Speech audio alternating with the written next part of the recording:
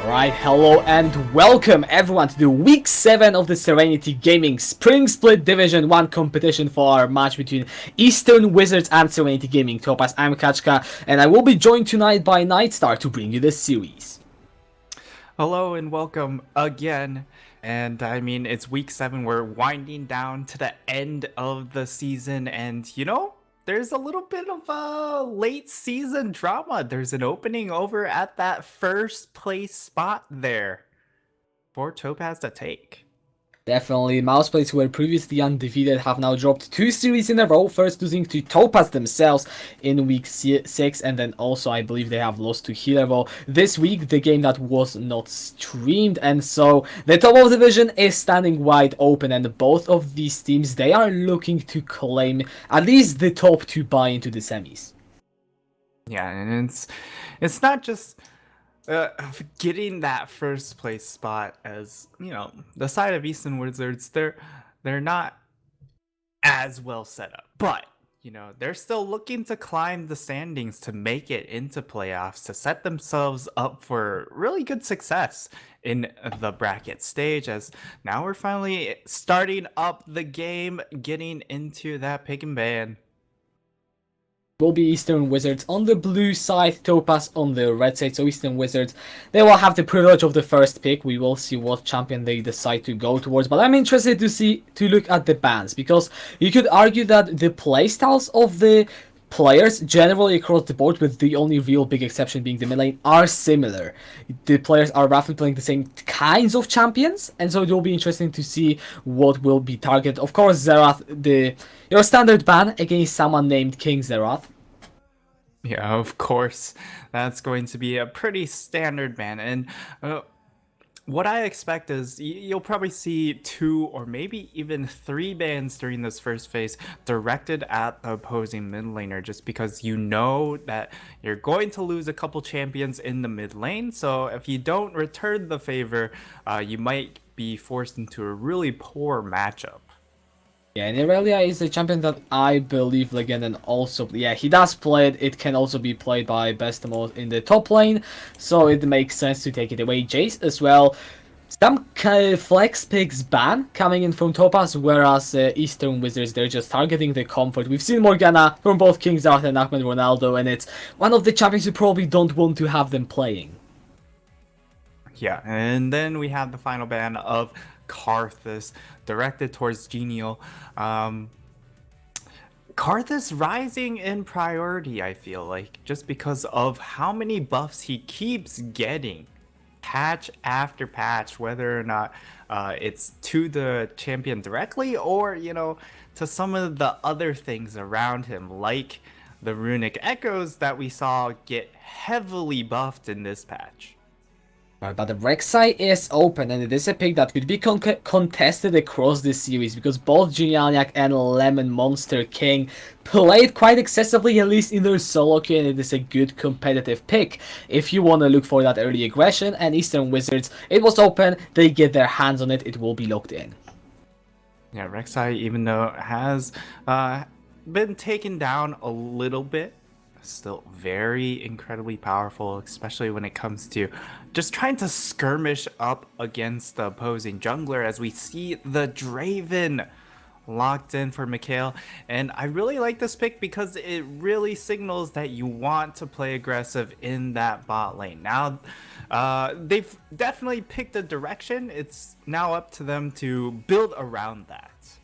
Right, Soraka is being alright, it is going to be locked in, a champion that I haven't seen for a long while, but a support that can provide some of that early aggression together with the safety. And now Mikhail and Ahmed Ronaldo, they are definitely looking to try and win this bot lane. Yeah, it might not even be the Soraka headed into the hands of Ahmed here. Soraka has been seeing a lot of play at the support role in Korea. However, in NA, Soraka's actually been a mid laner. Alright. Rising in popularity in the mid lane because they did buff her Q, and that also, while gives her a wave clear, it also front loads the healing, so it's much more useful in lane. It was apparently a placeholder. We haven't been tagged, so with no one. Okay, All right. yeah, that makes so much more sense. I'm sad. Yeah, Soraka is Nautilus. Thank you for a I'm reminder in really the Twitch sad. chat. Tag us next time so we can see it straight away. Alright, all of our theory crafting goes out the window with this and Nautilus, but I think it makes even more sense because it's something that Ahmed Ronaldo has played more than once, and with a lot of success, and it pairs up with Draven, I would argue, even better than a Soraka, so there it is. It has now been cleared up. Yeah, but I wanted to see the Soraka mid. King Zera, he's played the Morgana mid. I think, Soraka fits almost that same build too. So I'm a little bit salty there. But you know what, Rammus, that pick is pretty exciting as well. And Jinyanak, I believe in the series against Mouseplace, the first time that Mouseplace actually lost against anyone, that was Topaz, who handed it over a 2-1. Jinyanak played Rammus one game, and even though he died a few times, his ganks have been very effective, as you would probably suspect from a Rammus. He knows when he can go in, and he will go in to whatever lane he chooses to. Now that both bot laners and the jungle has been locked in, we see a lot of target towards those solo lanes. Yeah, as we see, a lot of the roles are, cleared up here.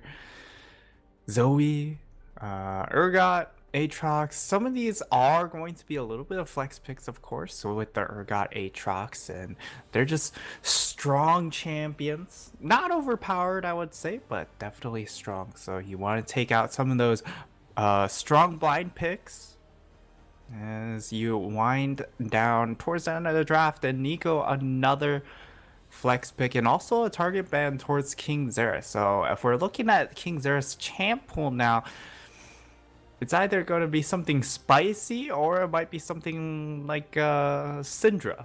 Yeah, I think Syndra is the one that comes to my mind as well, considering that it is one of his most played champions. He does prefer those mages. However, something that is really strong and could work into potentially any matchup is the cannon in the top lane that I would assume goes to Llama, because this guy has had already a few great performances on the champion, and now we'll see what Eastern Wizards decide to round off their comp with. Yeah, and if we're talking about bold picks, I really want to see some sort of like assassin being played by Legenden, just because Syndra has trouble against assassins. But most likely we'll see something like the Orianna or maybe a Corki, both of these very powerful laning champions that also scale incredibly well, as he's just hovering between the two.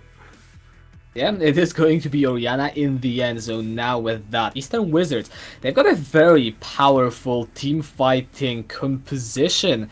Together with me with that Rek'Sai, there's going to be the Syndra for the side of Topaz, as now the lobby will be remade, just fixing that placeholder to be a Nautilus. So what are you really looking forward to the most in this game? What matchup or maybe what dynamic do you want to talk about first?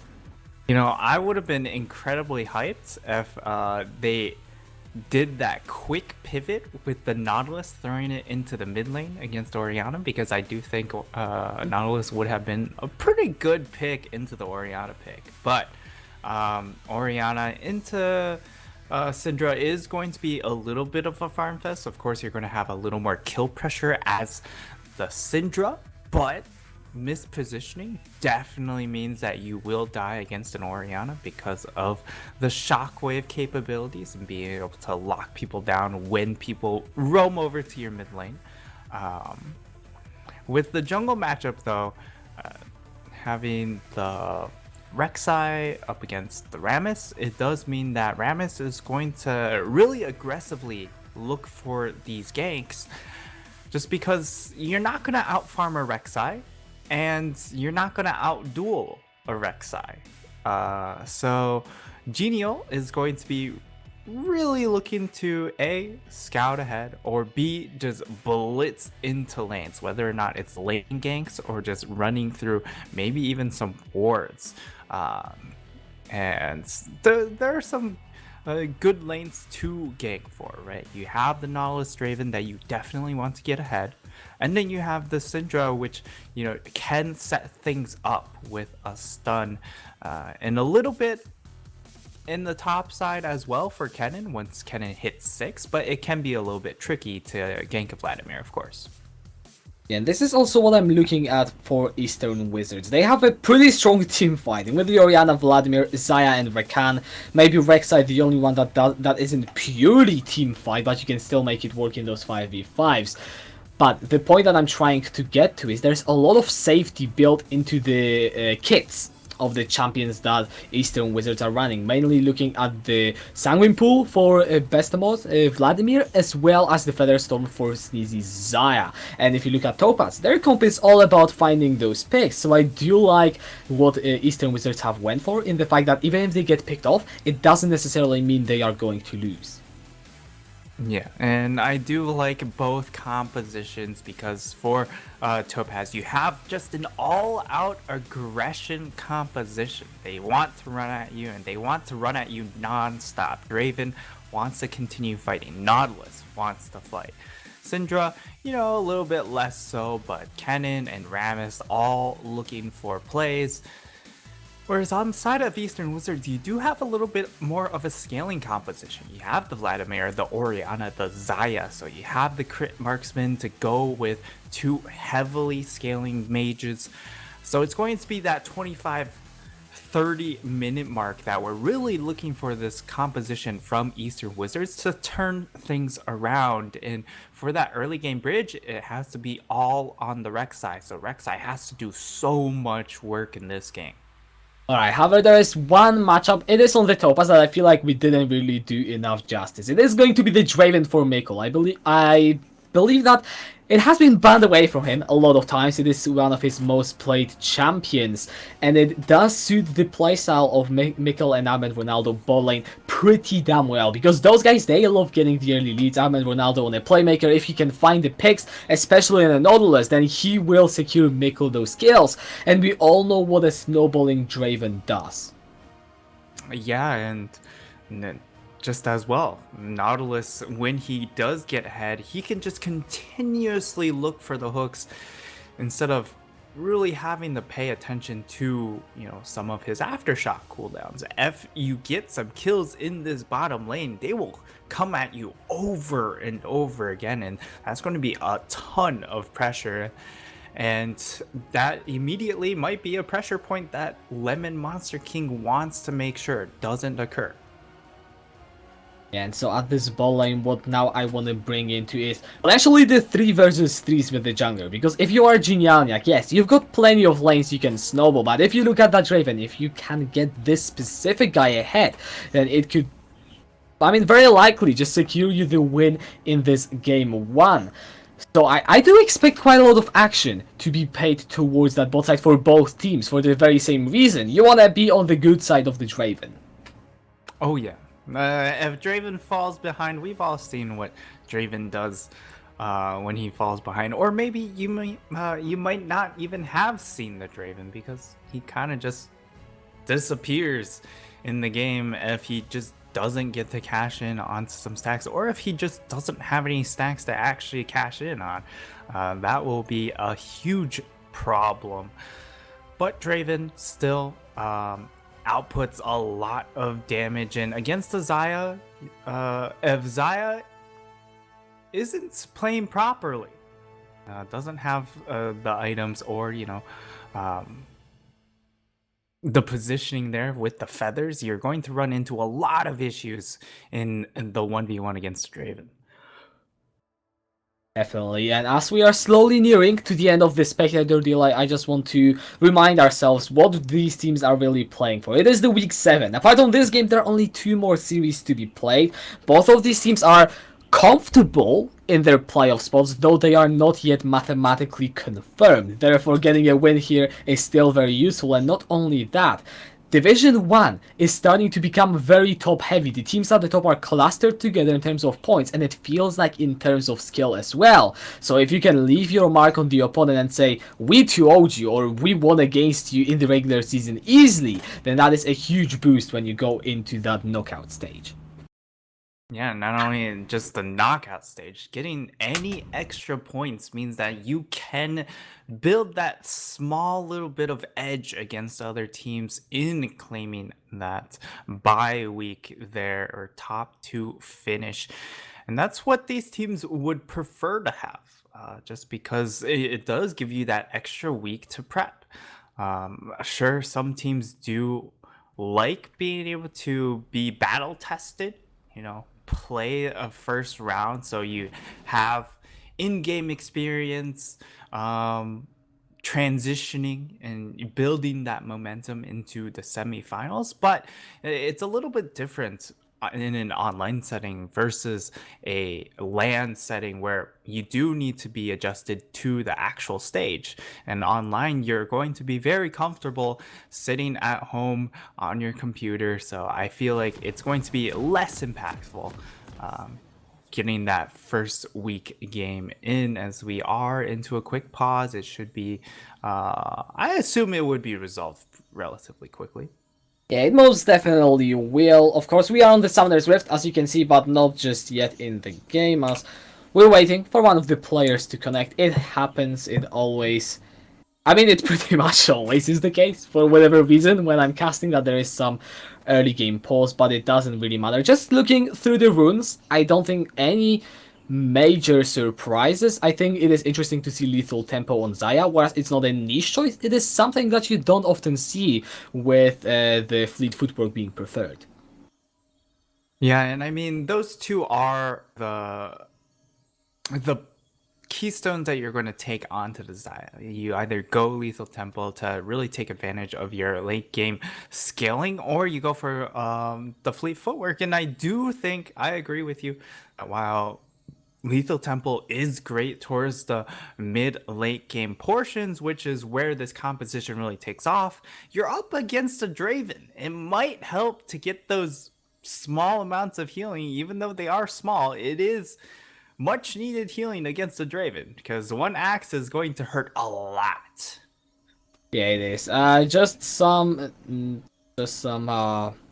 what's the thing? Information from what I can make in the chat. Someone is restarting their computer. Not gonna point fingers at anyone because I think the chat isn't really visible for the stream. So we will probably be in this pause longer than we would be otherwise, which just means that this game is currently being prolonged just yet.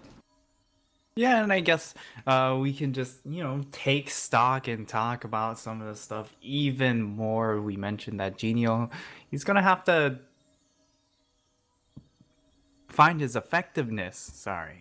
Find his effectiveness through the ganks. And he's got a lot of good lanes to gank, whereas Lemon Monster King, he's going to be looking to try and keep track of this Rammus, whether or not it's going into the jungle and just brawling it out against the Rammus, or put some wards down, shore up, be in positions to counter gank, because everyone on this team is looking for the mid to late game. Only he is the one to really be an early game presence. Of course, the Rakan with the Zaya means that the Rakan can have a little more impact during the lane phase. So we highlighted this bot lane as a possible pressure point for both teams, and it does look like it might play out to be so. Yeah, definitely, I do agree with you. However, there's one lane that we didn't really talk about that much that can still have some explosive action, and that is the top lane. You've got the Vladimir into the cannon. The thing is, both of these top laners, they need to get their items and then join the fight. And if any of them get ahead, they will slice through the other team. Yeah, the impact from these top laners is going to be pretty massive here in these early team fights, because you have such large AoE impact ultimates from both of these top laners. Bestemers, if he gets into that backline, then you're going to see the Featherstorm, you're going to see the Shockwave really output some damage here.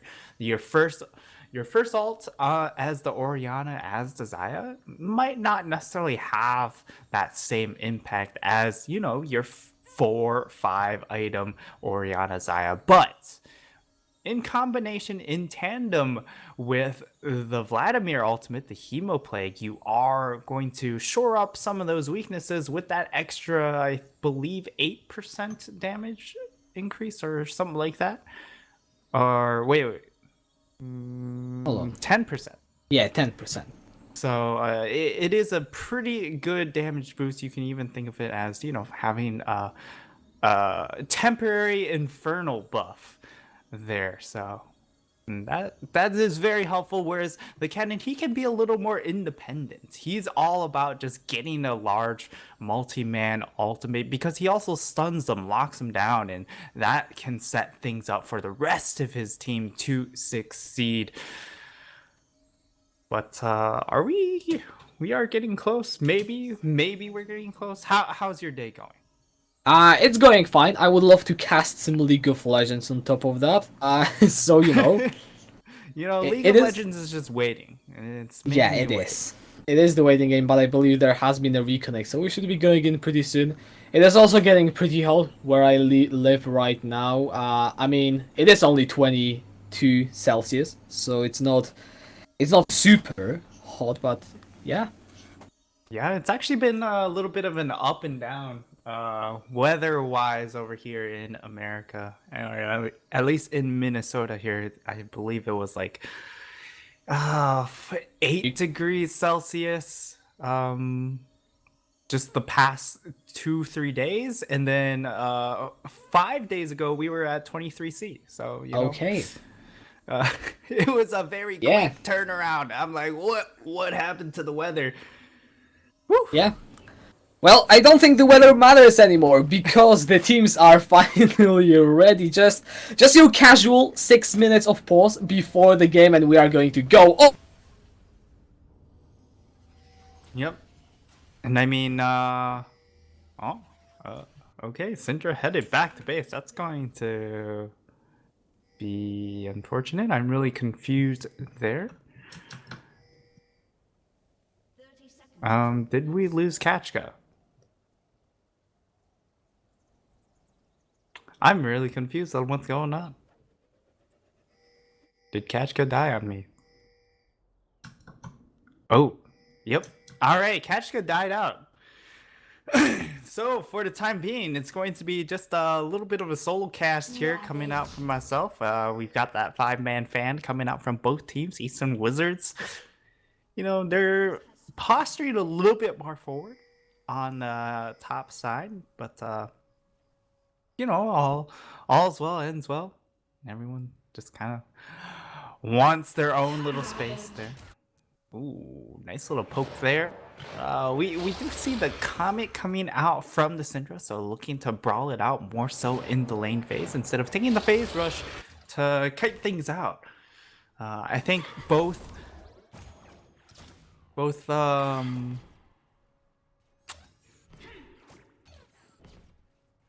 Alright, so Kashka's internet is trolling him.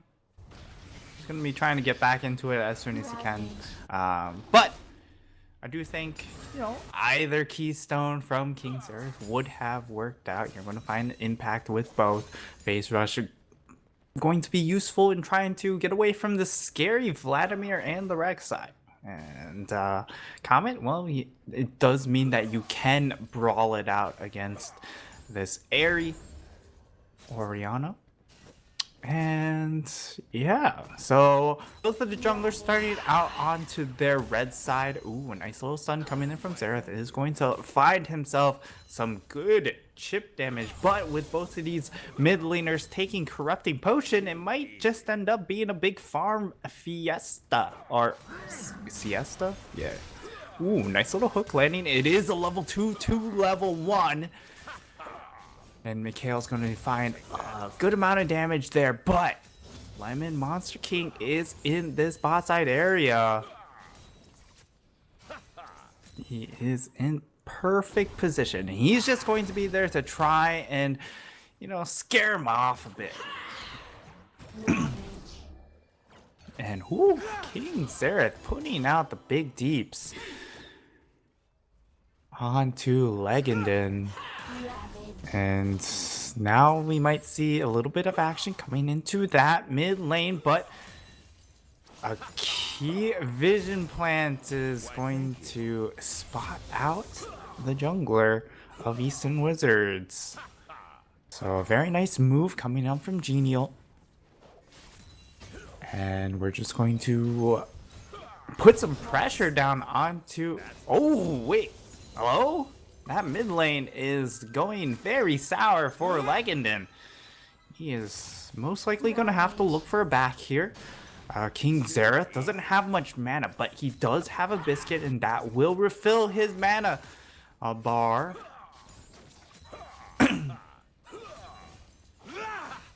But it does mean Legenden now backing off from this lane is going to concede a lot of EXP difference and gold difference over to King Xerath as he's out to a 7 CS lead. In fact, he's going to back immediately just so he gets that good back timing, making sure that when Orianna comes back to lane, he is also back in the lane.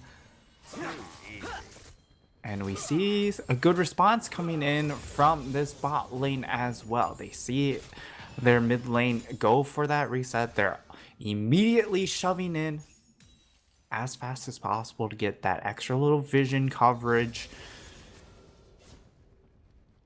and to reset the lane a little bit, reset that lane position.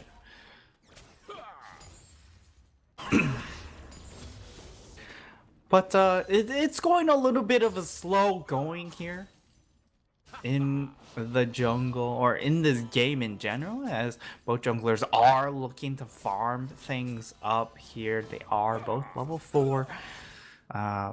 Level 6 breakpoints, of course, are going to be the same as it's always been. It's just the difference afterwards is, you know, a little rough.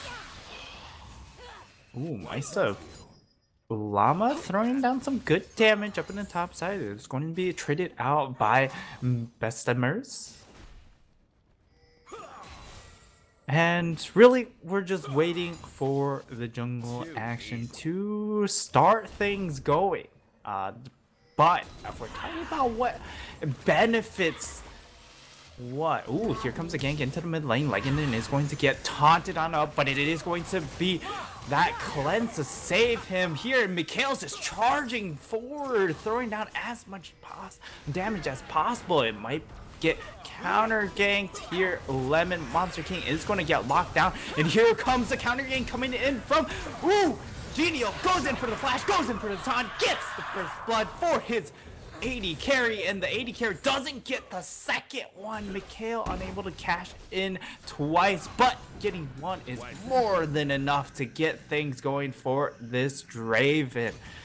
Already out to 2,300 gold, and he gets a plate. This Draven's already really scary. They lock up Noxy here. Oh, and they find the kill under tower. Ahmed and Genial, knowing that they have the damage, they don't even need that Draven to contribute. He can sit there and watch TV for all they care. And that is a huge advantage already garnered into that bottom lane. King Xerath is going to get hit up by the shockwave of Leg, and then throwing down some good damage, but King Xerath with the barrier. Big outplay in the mid lane. Able to barely live with his health bar. Lemon Monster King only able to compensate by taking away the red buff. But I think the side of Topaz are happily willing to concede that, as they immediately explode to a 4-kill lead, and they're already 2.5k gold up, especially onto this Draven. How much was that first cash in? He got 275, so not a huge cash in, but that's almost another kill. So he almost got 2 kills for the price of 1. Not to mention he also got first blood money. So, you know, he's already got that BF sword and the lifesteal. So now he can really just charge forward, throw out an axe, take 200 put 200 points of damage down onto Sneezy, and then, you know, even if he does take 100 points or so of damage, 150, he can heal up that damage, whereas Sneezy, even though he has the Doors Blade, it's not providing too much sustain. This is it brings me back to the point of, you know, this is why I wanted to see the Fleet footwork come out here. Get that extra little bit of sustain here. But they are now quite behind in this bottom lane, and this could be the possible snowball effect. Lemon Monster King, he's making an aggressive play. Ooh, Mikhail with a nice stand aside, and now they're just charging on forward. Can they find any more impact? No, they won't be able to, as Sneezy, he gets himself that kill. Ooh, ultimate going to be burned by Lemon Monster King, is going to get a lot of damage, and the double kill goes over to Sneezy as he flashes forward to get the execute onto Ahmed. And I was saying how things were going bad, you know, now it's not too bad here as Genio. Now he's going to get bursted on down. Does he get a return kill? No! The shield from Noxy barely keeps Lemon Monster King alive, and things just giving the advantage straight back into the bottom lane. Is going to be incredibly unfortunate. Mikhail, now he's a little bit onto the back foot. Sure, he still has the life steal.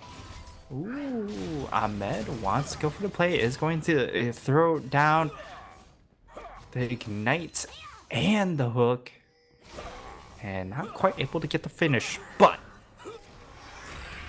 still a good trade for them, as now they get to get themselves quite a bit of lane priority in spot lane. Maybe they cash in onto another plate here for the Draven. Draven cashes in onto that one, and you know, he's still in a pretty happy position. Both of these top laners actually haven't recall. Ooh, here comes the shockwave. It is going to land onto King Xerath, but Genio is in the area to counter gank if they overextended for that play.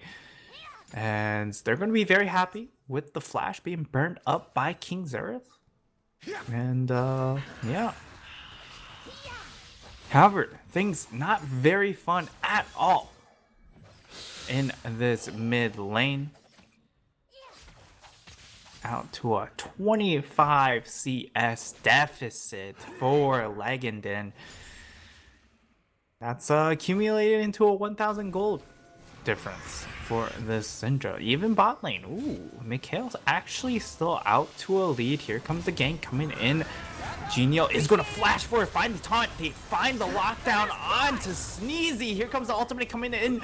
The whirling axes from Mikhail, able to get some extra damage, get that assist going for him.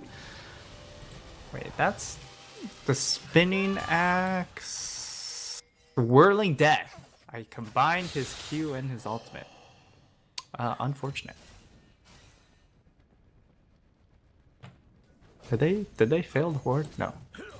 I was wondering why they were spamming that. But they are looking to break this bottom tower at 12 minutes. This will be a lot of gold going in favor of Topaz here, especially being able to cash it in onto the Draven. Cleanse burned into that mid lane by Legendin.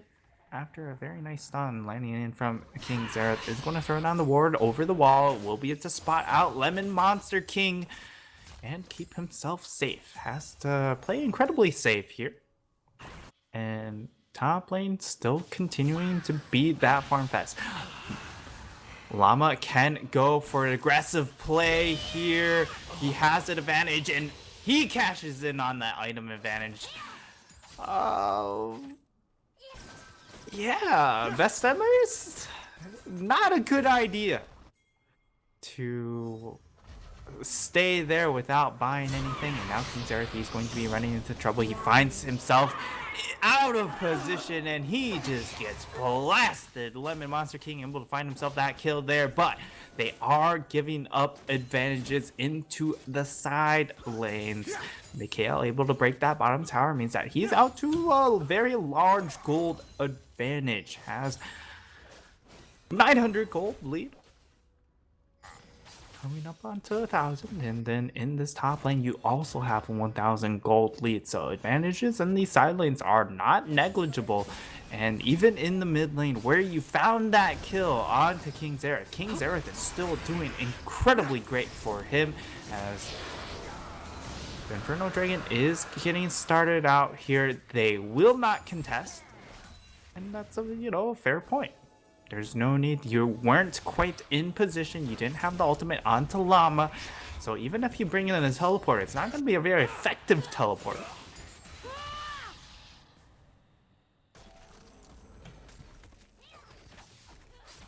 And so now we're coming back into a bit of a lull. You okay? Better now.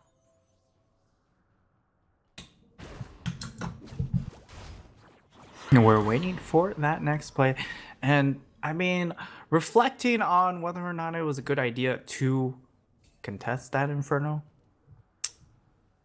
Of course, you'd like to have that extra 10% damage amplification, but you weren't in position to get the vision coverage, and your team just spikes a lot earlier than this composition of Eastern Wizards. It is very much a mid to late game composition, and with the Mountain Dragon, you're playing for that 20-minute break point. That's still about 5 minutes earlier before the side of Eastern Wizards turn online, but here comes a huge shockwave, able to find two members as Mikhail, he's just plowing forward, trying to get in a good position to find the damage, isn't going to be able to do so. They lose out onto Mikhail, and they also lose onto Genio, but Maisalama, ooh, he's in a little bit of a rough position. Ahmed now trying to get outside of that danger zone, but unable to do so. And Kashka, is that you? Hello? No. I've been lied to. Kashka, you might be muted. I do see you. But it is going to be now that Rift Herald being taken up by the side of Eastern Wizards. And while they were able to do some good damage in the early game from the side of Topaz, now towards the later portion, some of their decision making here is not quite there, as Maista is able to throw himself in and easily cash in onto that little birdie out of position. That's going to be a nice kill for Llama, as he doesn't have teleport anymore, but he is just bringing so much attention now into this bottom lane. He's going to get collapsed onto by 3 members of Eastern Wizards, which means they're going to give up a lot of space onto this top side. Maista, does he have ultimate? No, he does not. And that's going to be the shutdown, going over to this Vladimir. However, they're just giving up so much up in this top side, and with the Draven in that area, that thing is going down incredibly quickly. Now 17 minutes in, they have top lane priority, and they actually have both side lanes in priority here. A little less so on the bot side because they lost that turret just now, but they're able to crack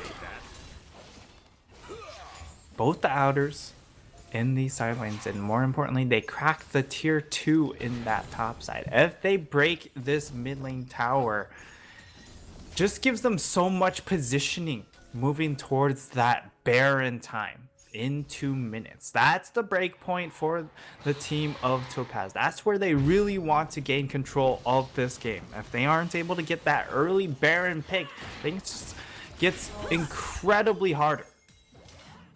However, at the same time, if you don't have good enough coverage, if you also don't find an early pick, you can run into a lot of issues trying to start out that Baron because of the Vladimir. With his teleport, being able to get that side flank, being able to proto belt into the backline, hit that multi-man Hemo Plague into the multi-man Shockwave, well, there's not much counterplay to that. You're just all dead. You're just all dead in the pit there. And now Rift Herald being popped by Lemon Monster King means that attention is immediately drawn into this mid lane. Maesta is incredibly powerful. I think I am back right here and CF5 being developed. Am I trying to go in with that? Slicing Mesh already gonna pick the kill onto Noxy. However, look at Vestermore, he's going in with that. He will play, picks up the one kill onto Jungle again and trying to flash forward, but that's a big shockwave onto 2 members, and Kingsrod is going to take him down. In the end, that is a 2-4-2. It is so nice to have you back, sir. As I have no idea what has happened to my internet, but what has happened in this game so far? No one wants to watch me. Lemon Monster King caught out in the river, gets the tunnel over the wall. Kingsar flash forward with the Dark Sphere, gets the shutdown.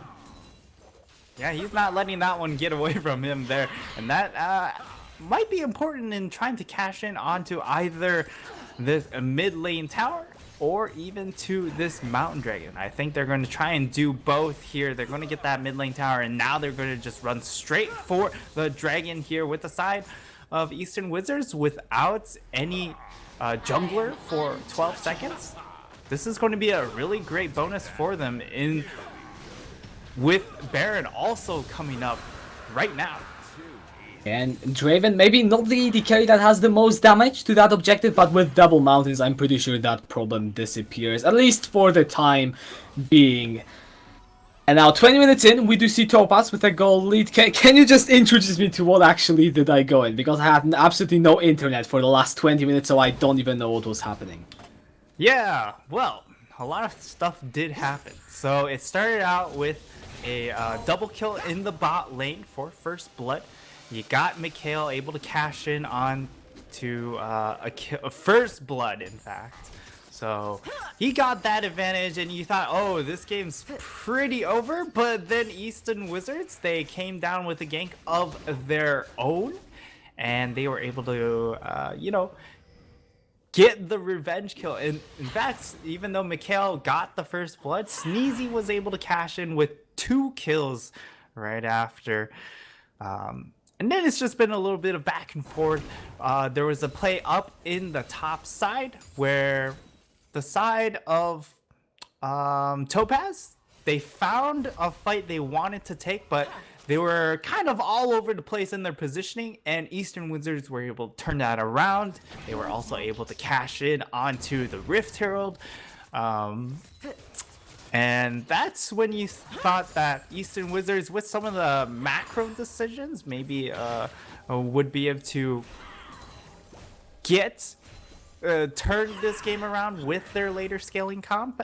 And then, Maesta, the llama himself, just solo kills Sneezy in the bot lane. I don't know why Sneezy was by himself in the bot lane, but it happened, and they were able to break top lane tower because they had to send so many members into the bot side.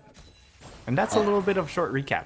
Alright, so that is what has happened, and now Topaz are in the lead. You've got the double items on Mikkel, who's slowly working towards double onto King Zerat, and that just means that this Topaz composition, they are going to be pretty powerful in these mid-game fights, despite the entire team comp of Eastern Wizards being built around that. Yeah, and Genial, he's going to clear out that control ward, and really it just comes down to the side of Topaz gaining wave control, getting that mid lane priority, also in the bot lane priority, and then quickly rotate to try and set up for this Baron. The vision control isn't quite there yet for the Baron, in my opinion, but They are denying vision, which is a good point.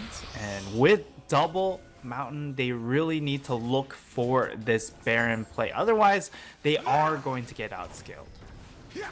Now, Eastern Wizards, they are moving in as a 4-man unit. Lemon Monster King going to look for King Zerat, finds the knockup into the Grand Entrance. He's in so much trouble. He's still surviving. Drag is down, and Mikko picks out the first kill. Have a look at his lasting match from Lama. Is trying to do all the work, and Topaz are just winning this fight. 4 kills, looking for the ace, and they will find it just at the cost of their mid laner. Yeah, in the side of the Eastern Wizards, they thought they had the damage, they had the wombo potential, which they do. It just wasn't enough. There was just no way to stop the healing from Mikhail. You saw how low Mikhail and Llama were getting there. But with the healing coming out from the Gunblade and that Bloodthirster, they were just able to face tank so much damage. And in the end, just that 1 kill going over to King Zerat. The only compensation for Eastern Wizards as they lose the fight, they lose the Baron. Topaz now 8,000 gold in the lead. Just wait until they cash in, because King Zerat, he died in that fight. If he doesn't, then you've just got another Burst Mage to kill even more targets. Yeah, and I do think that Zerat did put down his ultimate before he died. So he still got maximum effectiveness out of his kit. Just throwing out as much damage as possible before he died meant that I think he ulted Lemon Monster King. I would assume that was the case, given the fact that Lemon Monster King went straight onto his face. But that's a lot of damage coming out from this Syndra with double magic penetration and 1 ultimate with a few orbs. That's gonna hurt in the morning. And there isn't really any magic resist. I can only see 2 Merc Threats on Legenden and Lemon Monster King, and there is absolutely nothing else when it comes to denying King Zerat his one-shot potential. So definitely look for him to stack these orbs, as now the Cloud Dragon will spawn. And Topaz, they will just pick it up. Get yourself some movement speed, make sure that Genialiac has an even easier engage into the back line. Yeah, able to just take just take the free objective. However, that is time that they are spending not pushing in any of these waves. They are going to be able to crush the wave in the mid lane, and now waiting for the rest of their minions to catch on up here. They're going to look for the mid siege setup, but they can also quickly rotate towards this bottom side here, as a huge wave is actually accumulating up into the top. No, that wave is going to be building up in favor of Topaz, so that wave is also going to slowly push in for them. So they've got 3 waves in good position. Now just wait it out with the Baron buff, lay siege, and I think the most important thing for the side of Topaz is don't get engaged on by the Eastern Wizards on their turns, because recanning the Shockwave into Bestamos Hemoplague, that will shred them. No matter how much far ahead you are, unless you will somehow manage to dodge the majority of the damage, you will probably die if you are Topaz, so you still need to be at least a bit careful. Yeah, however, they are relatively tanky on the side of Topaz. You have, of course, that big frontline tank in Genial, but if you're looking at Draven, he is pretty tanky himself. He has that big shield coming out from the Bloodthirster. He has a lot of lifesteal from the Bloodthirster as well, but he also has the Phantom Dancer. As Lemon Monster King, I don't think he wins this. Yeah, Genialia just pretty much dealing as much damage with the Thornmail as Lemon Monster King did with his auto attacks. In that 1v1, that was definitely interesting to watch as how Topaz they're looking for the bot lane tower. Nicely engaged, and a triple shockwave into the massive knockup. That's the engage that Eastern Wizards were looking for. Yeah, and they just pull a rabbit out of the hat with that engage there, and it was very well telegraphed too that they wanted to look for that engage in Mikhail and Ahmed. They just walked too far up here without King Zerat. King Zerat might be out of position as well. We'll be able to hit that nice little stun there, but now it's going to be his mid lane getting sieged upon. He has a bit of wave clear to his name. It will be enough to zone away the side of Eastern Wizards, and I don't think they will get that much out of those picks. They will just get some time to sweep the vision, but this shows you need to be careful. You know, when I said it, I was thinking, alright, maybe Topaz are too far ahead for this to work. Well, clearly, you cannot be too far ahead for this sort of wombo combo to not be effective onto you. Yeah, and like in that shirt, he is 039. 50, 60 CS behind, but you know, he's still gonna have that team fight impact. His shockwaves might not do maximum damage, but having them all clustered together for Sneezy to just get that multi-man feather lockdown, that's gonna feel really, really good. So even though the damage isn't quite there from the Orianna quite yet, but just having the easy setup for your Rakan, your Xayah, for your Vladimir, definitely very impactful still. And now you've got the death cap on Bestamos Vladimir. He has got those 3 items, and you can say that Llama also has the death cap, but the Vladimir is... Okay, he's about as much of a teamfight presence as the Cannon. However, this Eastern Wizards coming up into this game, and if they can get those spikes, then it will only do them good. Yeah, it's gonna have to be another Baron setup coming out from the side of Topaz to try and close this game out. Because without the Baron buff, they're not gonna be able to really siege upon these towers really effectively. Because as you saw before, once Mikhail, he walks up. Ooh, oh, Juliana going in. That's a big knock-up. However, is there enough follow-up available for the side of Topaz? The feathers are being pulled back. Julianiak is on the front line. However, that is the Hemoplague into the back line. Can Bestamo do all the work? He's gonna go golden. There's a lot of healing goes to stay, but Lama picks out the first goal to fight. Bestamo locked up is going to be killed by Mikko. Do nice shockwave coming through again. He's trying to flash forward. He gets the kill onto King Zelda. Mikko is still alive. That's a flash forward. Sneezy is going to kick him up. Now he's left all alone. He's going to pick up the first kill. Can he get it onto Julianiak? He pulls back the feathers, but it is Topaz in the end getting the ace for 3. However, this still ends up being a really good trade for the side of Eastern Wizards. Sure, they lose out on some of these kills, but it is just the Kennen and the Rammus left alive, which means that they can't do Baron, which is going to be the important objective they don't give up. And sure, they do give up this Inferno Dragon, and that might hurt them a little bit, but if you're the side of Eastern Wizards, you're just looking to try and continue to scale up, buy more and more time for your composition to get incredibly powerful. Exactly, because what I was about to say is, imagine if that teamfight was played exactly the same way, but Eastern Wizards have got more items to their names. Let's say that Sneezy is on 4 items, let's say that Bestamo is on 4 items, and let's say that Leganon is looking towards his 4th item. Either say that it would be Topaz in that situation getting aced. However, you know, you do have to look at the execution. Topaz, they kind of got cut out in the backline, so they also have the improvement to be made, and now this Baron buff is going to be the big point of contention. Yeah, Llama does have his teleport up and available. Same with this Vladimir, so we're going to be looking for maybe a little bit of a match in this bottom side. Bestamos, he hasn't quite committed that recall, and that might be a mistake as they're going to get inhib pressure down in this bottom lane by Llama.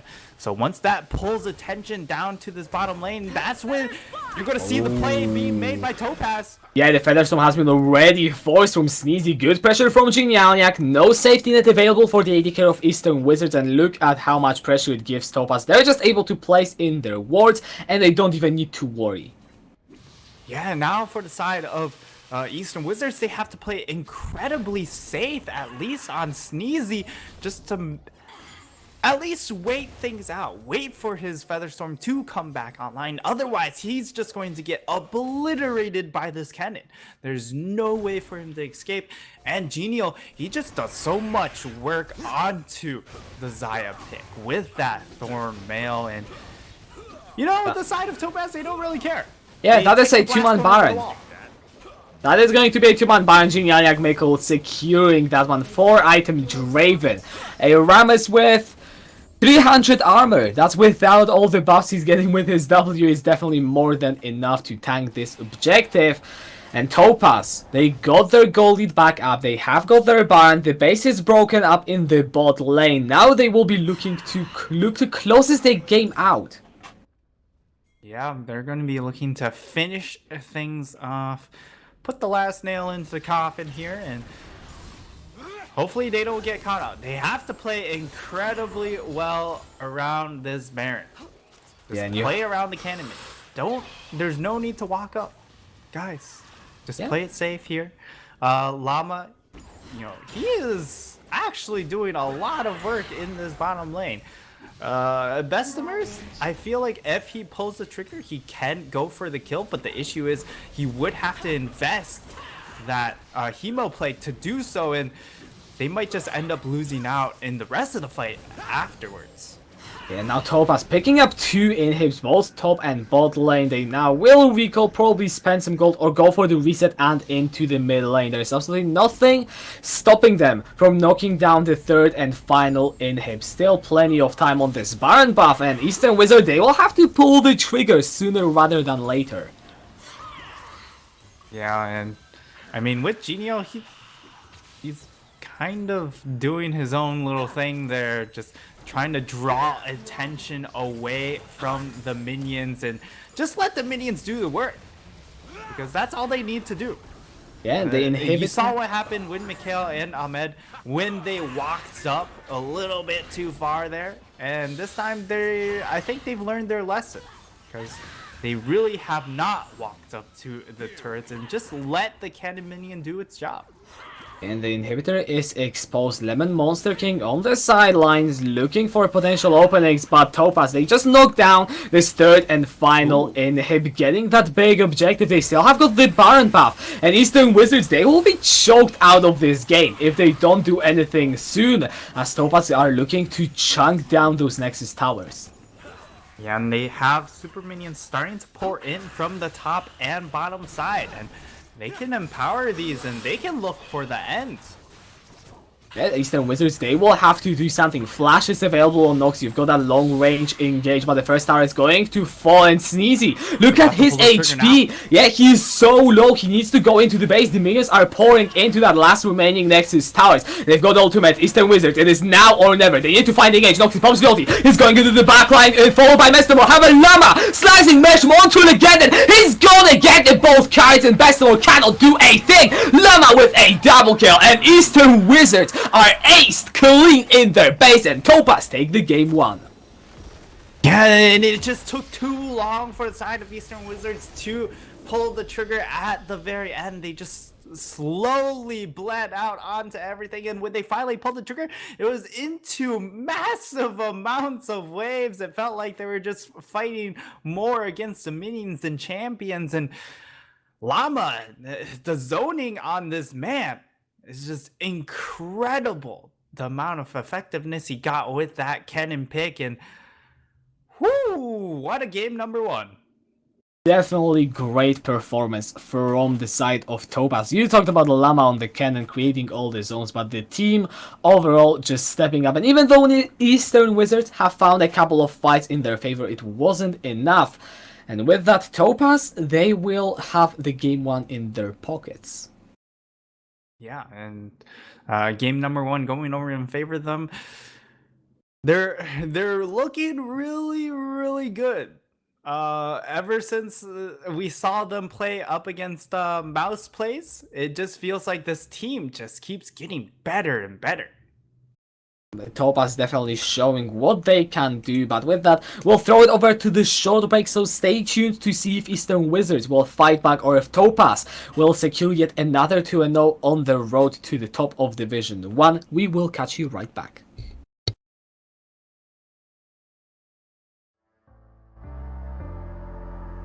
The night beckons while you dream.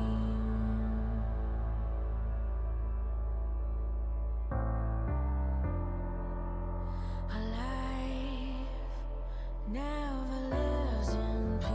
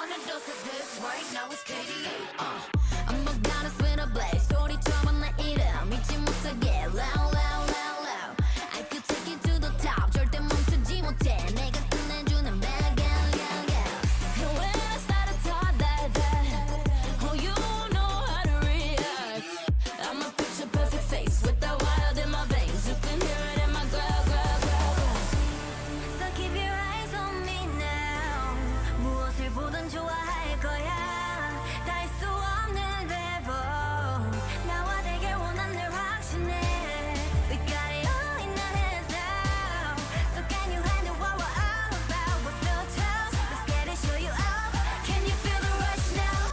Ain't nobody bringing us down, down, down, down, down, down They could try but we gonna wear the crown You could go another round, round, round, round, round, round, round Wish you luck but you're not bringing us down Go hard, till we get it, we go hard We so in it, we pop stars Only winning now Ain't nobody bringing us down, down, down, down You ready for this? Let's go! See, 언제든지 내 모습 매직 단 한 번에 내가 잡아 절대 기죽지 않지 펴펴 네가 뭘 알아 견딜 수 없어 원해도 원하는 게 얼굴에 보여 I'm trouble and you running it I'm so cold When I move that way you gon' be so blown I'm the realest in the game Said I'm on fire with the blade You're about to hear my name ringing in your head like whoa So keep your eyes on me now 무엇을 보든 좋아할 거야 We so tough Let's get it show you up Can you feel the rush now Ain't nobody bringing us down down down down down down They could try Welcome back everyone after the break. Topaz, they got the win in the game 1 and now they will be looking to continue their climb through the Division 1. The question is, can the Eastern Wizards stop them and force a game 3? Yeah, and I think it really starts with the draft here. We saw in that draft, they didn't give themselves a lot of options. Very much focused around the mid to late game, only having the early game jungler in the Rek'Sai, which gave Topaz a lot of time to figure out what exactly they wanted to do, because you give up essentially an entire 20 to 25 minutes as far as power breakpoints go, and you know, Topaz, they did take a little bit of time, but 4 kills in the bot lane, you know, that's never a good thing. Yeah, not necessarily, especially with the champion called Draven in this game. Unless he is the recipient of all those 4 deaths, then that is the only reason, in the only scenario in which I could see that being a good thing. Now, we are going back into the draft. This time it is Topaz with the privilege of the first pick. We saw Rek'Sai be highly contested last time, will remain banned. I would expect just Xerath ban to come through just in case, as Irelia is still the first ban from Topaz. Yeah, and I mean, I don't think too many things will change for the side of Topaz as far as the ban phase go. We'll see if anything really changes, and immediately we see some changes come out from Eastern Wizards as they take away the Draven, make sure they don't get their hands on that early game pick. And I think if they want to run back the same type of composition in game number 1, they do have to take away something like the Draven and something probably like the Kennen. You could be seeing that as the second ban. You always have to remember about the Xerath, because the thing about playing against Topaz is, if you lose the game 1, you're in the situation along the lines of, alright, we want to ban what they played, but we still kinda need to ban the Xerath away, otherwise they're going to play it, and it is not going to be pretty unless you have got some answer, which is always interesting to see teams have. Topaz just sticking with the same bans so far, as Rek'Sai now has been removed altogether. Yeah, and a lot of changes coming out from the side of Eastern Wizards, making sure they don't hand over that first pick Rek'Sai. As we saw in game number 1, they themselves invested their first pick for that Rek'Sai. And now we'll have to see, what did they end up banning out for the very last ban on the side of Eastern Wizards, and it's going to be Rammus. So they want to make sure Genial, he doesn't get to gank or try and play aggressive in the early game and give themselves a little bit more breathing space to scale into that mid to late game, and Morgana quickly snatched up. There is still Xerath available. There is, and Morgana is a flex pick for Topaz because King Xerath has played in the mid lane to great effect, as well as Ahmed, Ronaldo, and Mikkel going for the kill in Morgana lane. Annie means a placeholder. I'm just gonna look at the chat. Is anyone typing, or are they just baiting us? I'm just gonna stick with it because, yeah, chances are. Oh, yeah. Wait. But Yuumi isn't playable. Hold on. Wait a second. Hang on. All right. Anyways, we might be headed into a remake here. Because Yuumi is not playable, it's we will be having to restart this, unfortunately. But you know, we can contemplate on what could be their first 2 picks. I think they will stay to the Xayah, or not Xayah, but the Kai'Sa. But it's just a matter of what do they pick instead of the Yuumi. We could look to maybe see a Jarvan. Early game jungler, has a lot of impact. You can gank. You also transition incredibly well to the late game point if you go for the Cinderhulk build.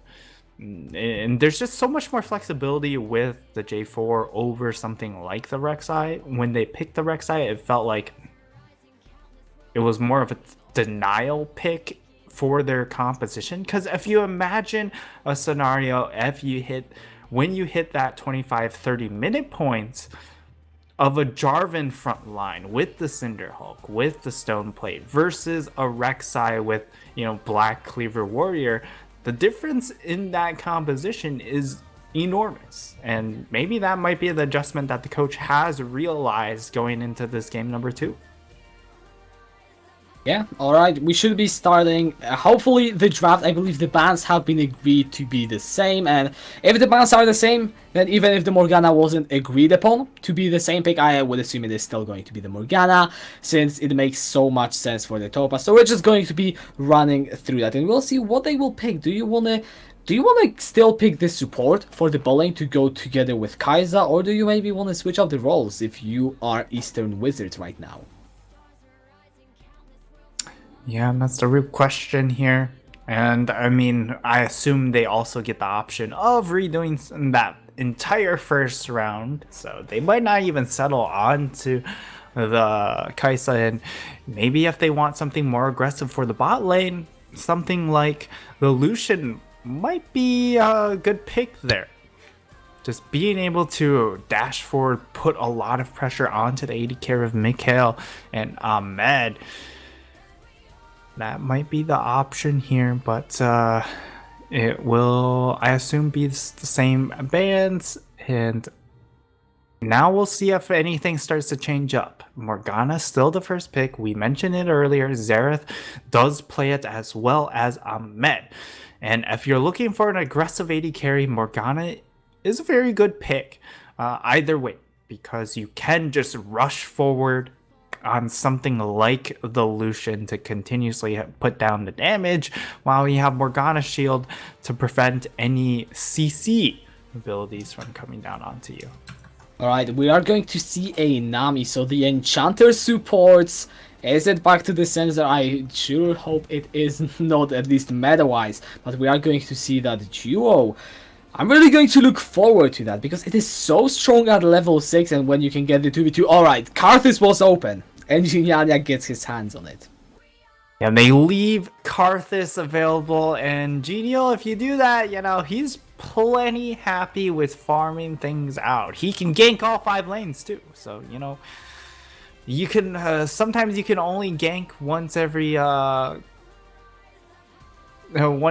2 or 3 minutes, but with Ultimate, you can gank all 5 lanes. Annie is a Nautilus, so we will have a prolonged champion select yet again, as the lobby will be remade after the draft. So that does mean that Morgana will be going over into this mid lane, unless it is a Nautilus top or a Nautilus mid, which I am going to assume is going to go to Ahmed Ronaldo, since he is pretty proficient on the pick. And now Jarvan locked in for Lemon Monster King. Yeah, Jarvan, the pick I highlighted earlier, it's just so powerful for a mindset like Eastern Wizards if they want to scale more towards the mid to late game. Jarvan's the pick to do so, and they're going to ban out Kennen, which I think is well warranted after Llama's laning phase transitioning into some of those early team fights. It just finding maximum impact with that pick here, and denying it is going to open things up a little more for best stemmers. I'm just thinking, do you want to bundle Lucian if you are Eastern Wizards? Because that's one of the top 3 AD carries that make all plays, and it does pretty well into the Kai'Sa. If you pair it up with Nautilus, that duo will blow people up, and as I'm speaking of it, there is the ban. So AD carries hit a bit, not as much as the top laners yet, and Topaz will have to think what they want to remove last. Yeah, it's going to be in that solo lane focus here. Maybe they take away the Orianna. I think the Orianna matchup isn't a big issue for the Morgana, but they're going to take it away anyways. And we'll see who they end up line picking. Yeah, Eastern Wizards, they will have to get at least one lane. We could see them safe pick something top lane, or even go for a flex, something like a Sylas, maybe a Kali, if they are still something that these teams want to play. It's still available, so we'll see what they decide to go for. It is actually going to be the Corki instead, so that's definitely going mid lane, unless Corki top lane has quietly become a thing, which I wasn't aware of. I don't think it's become a thing, but you know, you see Vayne top lane, you see Lucian top lane. You could probably play a number of AD carries in the top lane and do very, very well. As Llama, he gets his hands onto that Urgot, and whoo, this could be a lot of spicy action in that top lane now. Urgot, known to be a lane bully, Llama can also play those champions really well, but it is a Sylas pick into the Urgot, I would assume. If it ends up being the lock-in for Eastern Wizards, they still have a couple of seconds, and it is going to be confirmed. The lobby is being remade, but whilst that is happening, I think let's maybe start talking about this Urgot versus Sylas matchup. What could we see? Who is really going to be stronger, and how is it going to impact the game? Well, you pick the Sylas as the last pick because you think there are good ultimates to take away. Not because the Urgot Sylas matchup is that good, because it's not. Let's be real here. The Urgot, once he gets his first and second item, he will be able to body that Sylas pretty handily, unless if, you know, some magical things happened and I'm really wrong. But the Conquer onto the Urgot means that he just heals up so incredibly much up against the Sylas, and it really comes down to Sylas looking for some really nice ultimates to take away. Something like the Urgot ult is good, but other than that, let's see, I'm trying to recall. Karthus, Morgana. Morgana Nautilus is a good ultimate. Nautilus has a decent ultimate. The issue is, so one of the things I've found out from playing some Karthus jungle myself is that when Sylas steals your ult, Karthus's ult still does way more damage, because you are building your double magic pen, whereas for the side of Sylas, you're building things like the Proto Belt, and you're typically building something like the Merc Treads as well, or in this case, it might be the Ninja Tabby against the Urgot. But because your item difference is pretty large in comparison to Karthus, the Sylas Karthus ult isn't going to be very strong. Yeah, however, it is still going to be there just as a potential, and we'll have to see how that will work out. Now that we see all the compositions on the screen, I see a lot of scaling for Topaz. However, they are a team that have shown us already that when they play scaling, they can also play the snowball with a scaling composition, which is something very scary whenever it happens.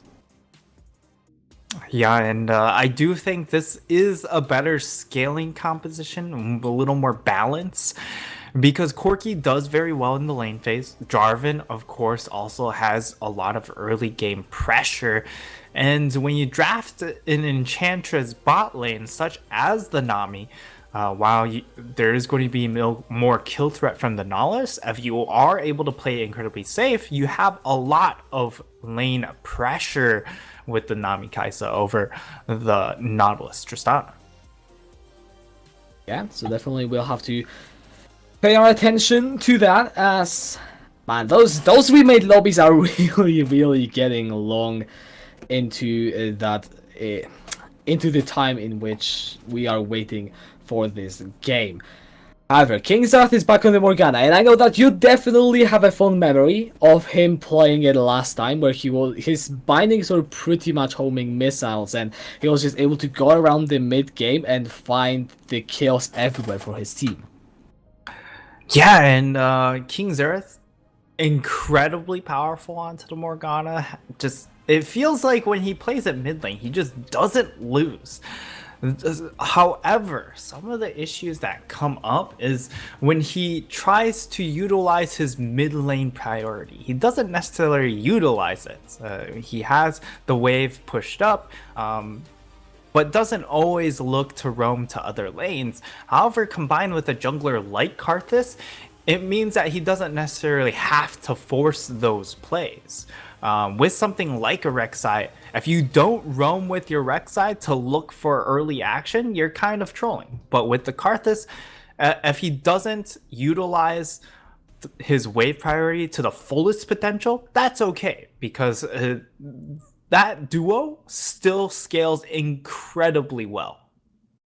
Alright, and this is where I am looking for Lemon Monster King, because Jarvan it's always that jungler. When you have it, you know you will be seeing some early action, or at least you do expect it from the jungler that decides to go for this pick. And the lanes, mostly the solo lanes I should say, because Tristana does have the jump, don't have that much mobility outside of their flashes. Yes, Ergot has got that dash, but if Lemon Monster King decides to pay a visit to the top lane, you can definitely still lock down Llama, and it is going to be in his hands to look for these plays and get his laners ahead. Yeah, and against the Karthus pick, you're going to have a lot of priority as the Jarvan, or a lot of playmaking potential, because the Karthus isn't looking to massively counter gank you or massively punish you in the 1v1. It's mostly about, hey, I want to hit level 6, I want to power farm as fast as possible. If Jarvan makes a play, we're going to be looking at Genial in response, looking to get some extra camps on the other side of the map. You know, steal a camp or two from the Jarvan, but not really looking to match up 1-to-1 in some of these ganks. Of course, at level 6, he can to a certain degree with that ultimate. And this is where we'll have to judge Gianyak, how well he can power farm in his own jungle. But now, as the spectator delay is slowly ticking down, I just want to focus on the last lane, the bot lane. We have the Tristana. I mean, I feel like we did touch on it just slightly, but Meko, Ahmed, Ronaldo, they will definitely be looking for plays once again, especially that it's Ahmed, Ronaldo, and Nautilus. I feel like at this time, whenever you give this man Nautilus, he will go and he will look for these hooks in the laning phase and probably find some kills. Not always not trade anything back, sometimes he will die, but he will inevitably look for them.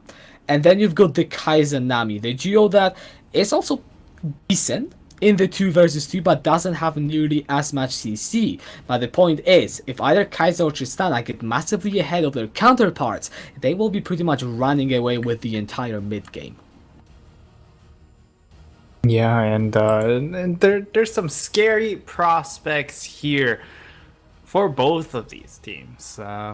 And one of the interesting things to note of is Silas is going for the aftershock, so wants a little bit more of the lane protection. We've seen a little bit of Conqueror from Silas, but I think that's more for melee matchups that you can match up toe to toe with, like the Akali, and that you are able to, get your Conqueror proc, which against the Urgot, fights might not go long enough for you to actually get much effectiveness. But one interesting thing is going to be Legend. He's gotten the Kleptomancy, looking to power farm off of this Morgana, and I don't know if that's the best idea, because King Xerath on the Morgana is going to shove the wave. I feel like this Corki pick's going to be fighting the wave more than the Morgana, but we'll have to see.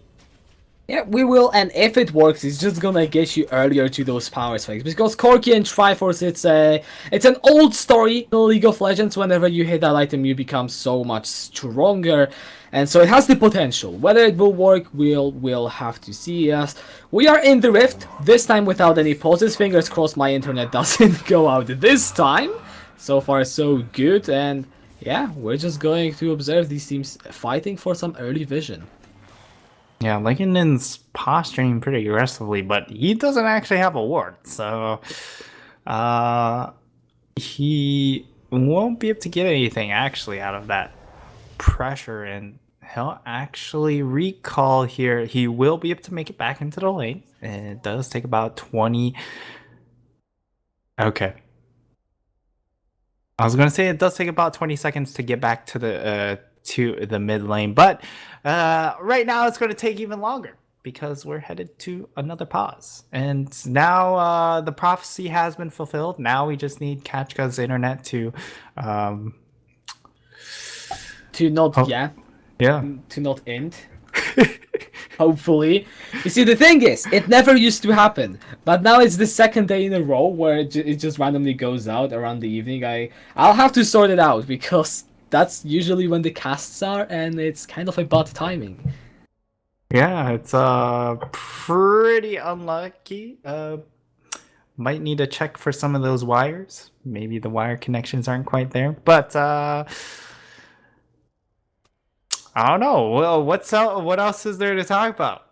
Mako just said, "Oh, whoa, whoa, whoa, whoa," in the chat. So yeah. Do you use uwu in your real life? No, not in the real life. Very rarely in text. Okay. Only when I'm trolling it, just like trying to piss some people off. I see. I have a friend that's recently become very obsessed with it. Okay. And I'm not sure, like, if I should distance myself away, or you need to be accepting of all people, even the ones that are saying "oh" and "ooh." I mean, it happens. It's not a choice. It's a state of mind, and it's a little bit of a tragedy in our personal relationship. It's rough going, but yeah, other than that, what'd you have for dinner? I guess that's our next topic. If we're going onto those topics, then I think we've run out of topics to talk about at this point. I mean, we had a remake, the lobby, and now we're looking to get into another 6-minute pause. That's what I'm guessing here. Yeah, hopefully not 6 minutes this time. That would be preferable. Well, we're 2 minutes in. Yeah. I'm just thinking, is the Ardent meta slowly coming back, or is that Nami pick just something that worked in the composition? In my opinion, I think it was more to just stand tall in the lane phase, be able to duke it out against the Nautilus Tristana. I think it was more so for lane pressure rather than, enchanters are the meta pick, because otherwise you wouldn't see this Nautilus. But Nautilus Alistar, of course, will still always stay in meta to a certain degree because of their playmaking potential. And I think that's where the enchanters do fall behind right now, is because there's so much early game playmaking you want to open up roams for your supports around that 10 to 15 minute mark to try and, get a Rift Herald, get some extra turret plates, and then transition, snowball that lead into more things as. And enchanters, while they provide you that lane pressure, their roams aren't quite as great.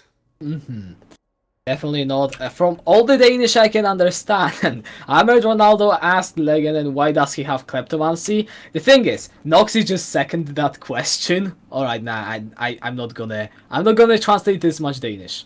That's too much now. The response. Yeah,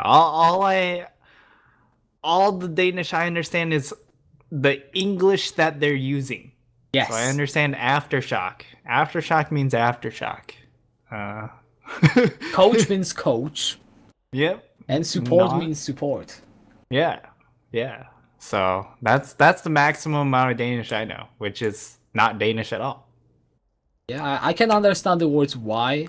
So yeah, that's progress. Let's go.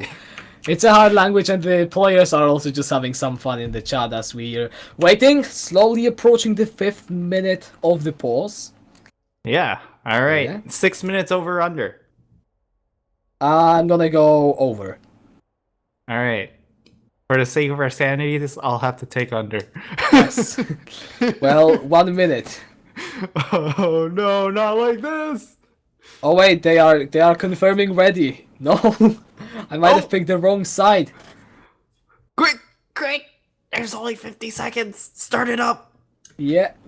The interesting thing is that the chat is coming in chunks. When you are in the spectate, it's not freely flowing.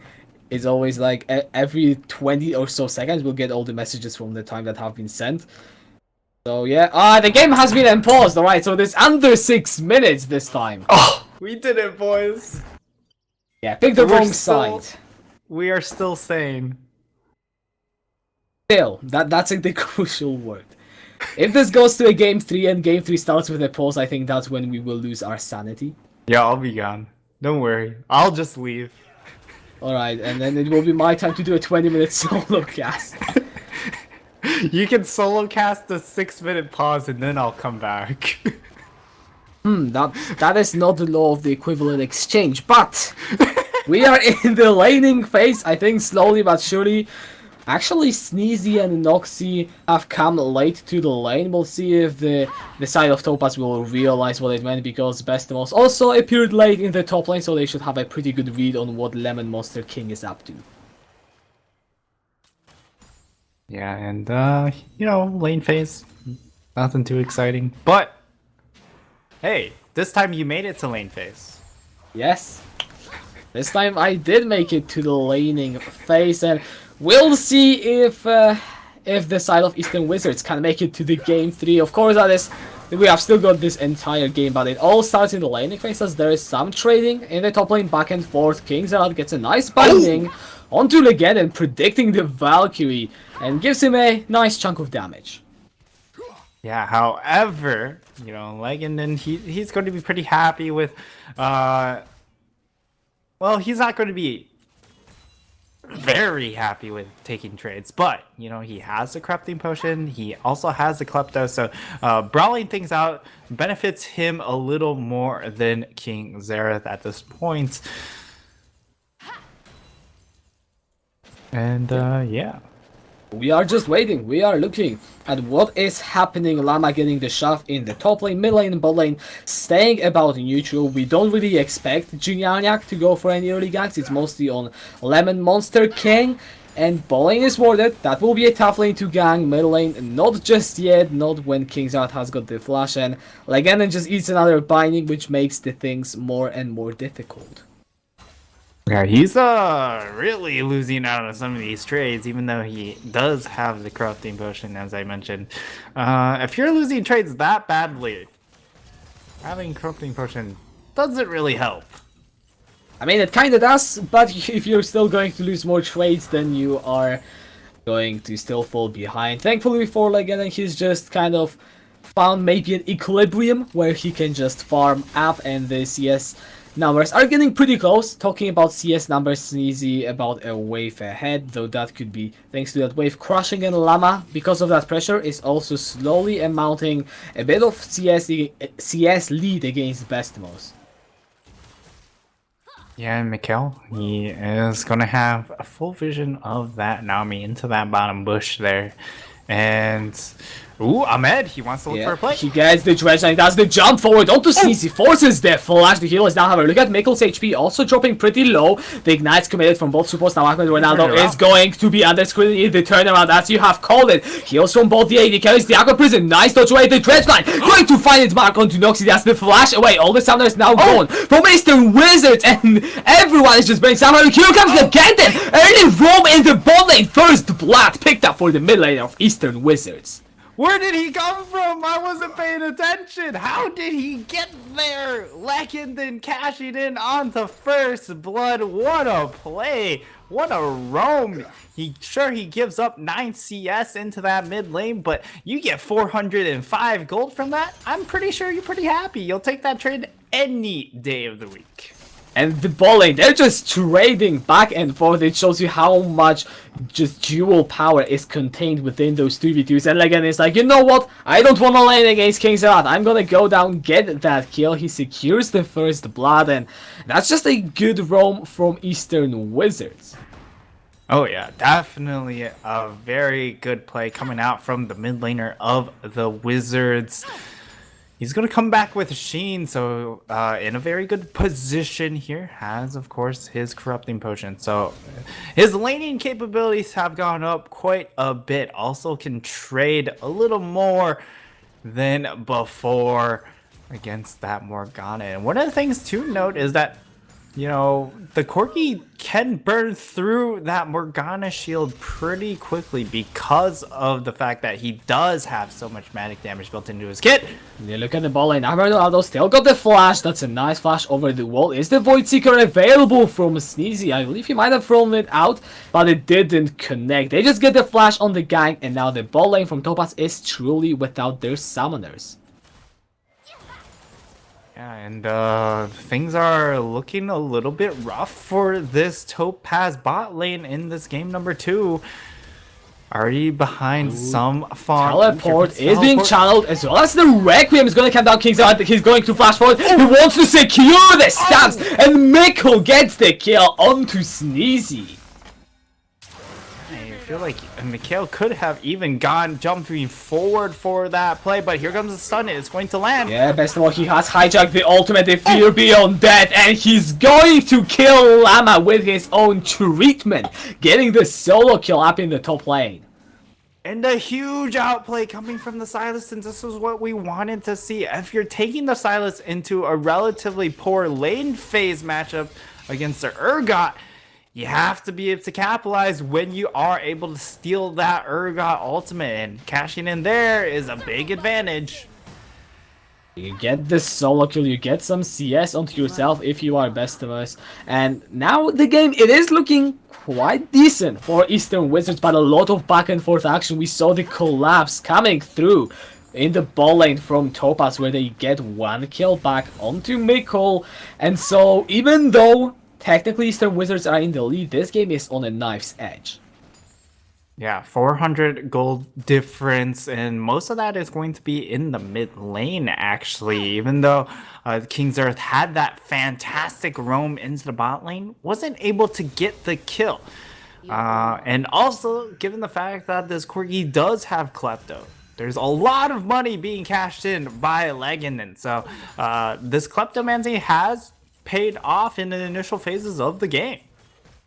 Yeah, definitely has. Leganon completed that phase. She's looking for his Triforce fairly early into the game. Now, Lemon Monster King, he's sitting in the ball lane, and he hasn't been spotted out just yet. No summoners, or I should say the heal and ignite, slowly coming up, but still no flashes from the bot lane of Topaz. So you do have to watch out for this gank potential. Yeah, and the vision coverage. Ooh. Oh, here he goes. Forces the rocket jump. The tidal wave coming through as well. And not a lot gained. Just making sure that Mikkel stays under his own tower. Yeah, but That is only level 5 for this duo lane of Mikhail and Ahmed. And there might just be some dive potential, and they are going to respect that dive potential as, you know, their jungler is into that top side, and he is doing really well for himself. Definitely, but you know, some platings picked up by Sneezy and Noxy. Genianiak, he's just looking to invade, get some gold for this Carthus, because we talked that he is all about that power farming. If you look at CS, that's exactly what he is doing. He's 800 gold ahead of his counterpart, but in the top lane, Bestamo is going to get slowed down with the Fury on death. Some more damage will do it, and Llama going to pull him back, and he gets the revenge in a 1v1. Yeah, and unfortunate for Genial, he's going to lose out onto that ultimate, so no assist for him. However, he is going to, he is so far ahead. Holy moly, he's 800 gold, he's 30 CS up in a jungle matchup, and the key point is he's level 8, so he's really keeping pace with his solo laners, whereas if you look at Lemon Monster King, he's a little bit behind his solo laners. And that's all due to that power farming. Just look at the first recall. That's the Runic Geckos and the Sorcery Boots Hammer. And now King's Out might get collapsed into melee by Legenden. One more auto attack into the Missile Barrage, into another auto attack. And Legenden solo killing King's Wrath in the mid lane. Yeah, and he's just winning out so incredibly hard with this Kleptomancy. So getting the extra cash and also getting some of these potions means that he can continue to brawl, and with the Sheen, with the Phage built up, he is incredibly powerful in these short trades. Noxy throwing down the Tidal Wave, the Depth Charge coming down onto CZ, have a Killer Instinct forward, he wants to go on to Ahmed Ronaldo, who has the Stomach, but the damage from Miko, but the heals as well provided by Noxy. It is going to be a 1-for-1, that's a great Aqua Prison. Noxy, he might want to get a kill onto Miko, jump away, and there is the ebb and flow from Noxy to secure the kill. And that ebb and flow was incredible. This duo lane has been incredible. Sneezy and Oxy holding their own in game number 2, even though they, well, I wouldn't say they got bodied in game number 1, but, you know, not exactly the composition that you can reverse body the other team.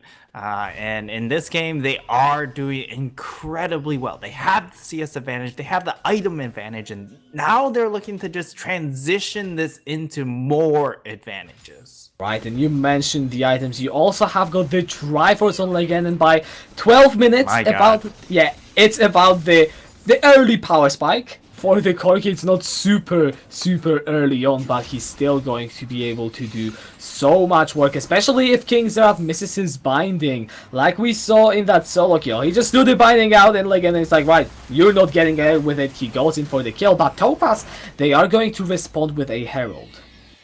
And this is a very nice Herald play here, just trying to find some sort of pressure point to exploit, and with, you know, the bind doesn't quite land, but with the Rift Herald, you're looking to cash in onto plates, you're looking to get some tower advantages somewhere, because you are losing relatively hard in this bot lane. Yeah, and you have to play around the strong side of the map, which right now, Llama, he isn't necessarily winning the 1v1, but we talked about Genianiak, how he has been left alone. And now on this Carthus, he's starting to become a big threat, so I definitely expect Topaz to pay more attention to that side of the map. However, look at the ball lane, the depth charge onto CC, the Requiem is going to be channeled as well. And however, this is Eastern Wizards looking for the play, they get the knockup on Ahmed Ronaldo. Llama comes in from the side, he wants to get the executor to CC. He's not going to pull him just yet. It is actually going to time out Lemon King jumping forward. He gets the kill to Miko, but it's going to get traded back. It is a 2-4-2 in the ball lane, and Sneezy gets out with his life in the end. Yeah, but they do lose out onto this mid lane tower, and in the end, it just comes out to be a 2-for-2. So the side of Eastern Wizards, having the man disadvantage, still able to trade up in the mid lane is going to be a huge boon, but at the same time, for Topaz, you needed to make a play, and that was at least a play that they made. Yeah, they do get themselves some gold under their belt. However, the gold is still growing in favor of the Eastern Wizards. You are getting more items on this Kaiser and Corki. However, on the other side, you are also getting the items on the Carthage. So my question to you is, who really has the edge coming into the mid game? It really comes down to at what point does Genio hit that level 11 breakpoint, because he is an absolute terror. I think he might even get it off of... Oh, doesn't quite get it off of the Raptors, but he is incredibly close to that level 2 ultimate.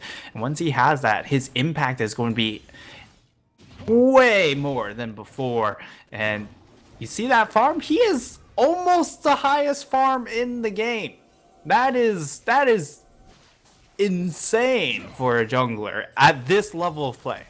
That is some real power farming presented right here by Topaz. They get all the gold on the person they are putting their faith in. Because Mikkel, he just hit level 8. He is not really going to do that much, but collapse in the ball lane. Onto King's Wrath, flash away respectfully. Now Lemon Monster King. Oh, that's a good interrupt. Forces the flash. Ahmed Ronaldo coming in clutch. Yeah, what a dredge line, and it does look like it's going to be 2 towers being lost by the side of Topaz here. They're going to try and hold on. They will be successful in holding the top one, but... Yeah, King Xerath, he has to escape from again, and he throws the binding out, doesn't get it, and Bestamos is going to pick up his second kill on the Silence Requiem. Can it trade it back? Legend then just pops. The Dark Harvest just doing so much work. Yeah, and I don't even think that the Karthus had... Yeah, that was his first Dark Harvest stack, so finally able to get one of those stacks down, and what a great timing for it as well. Just exploding Legenden.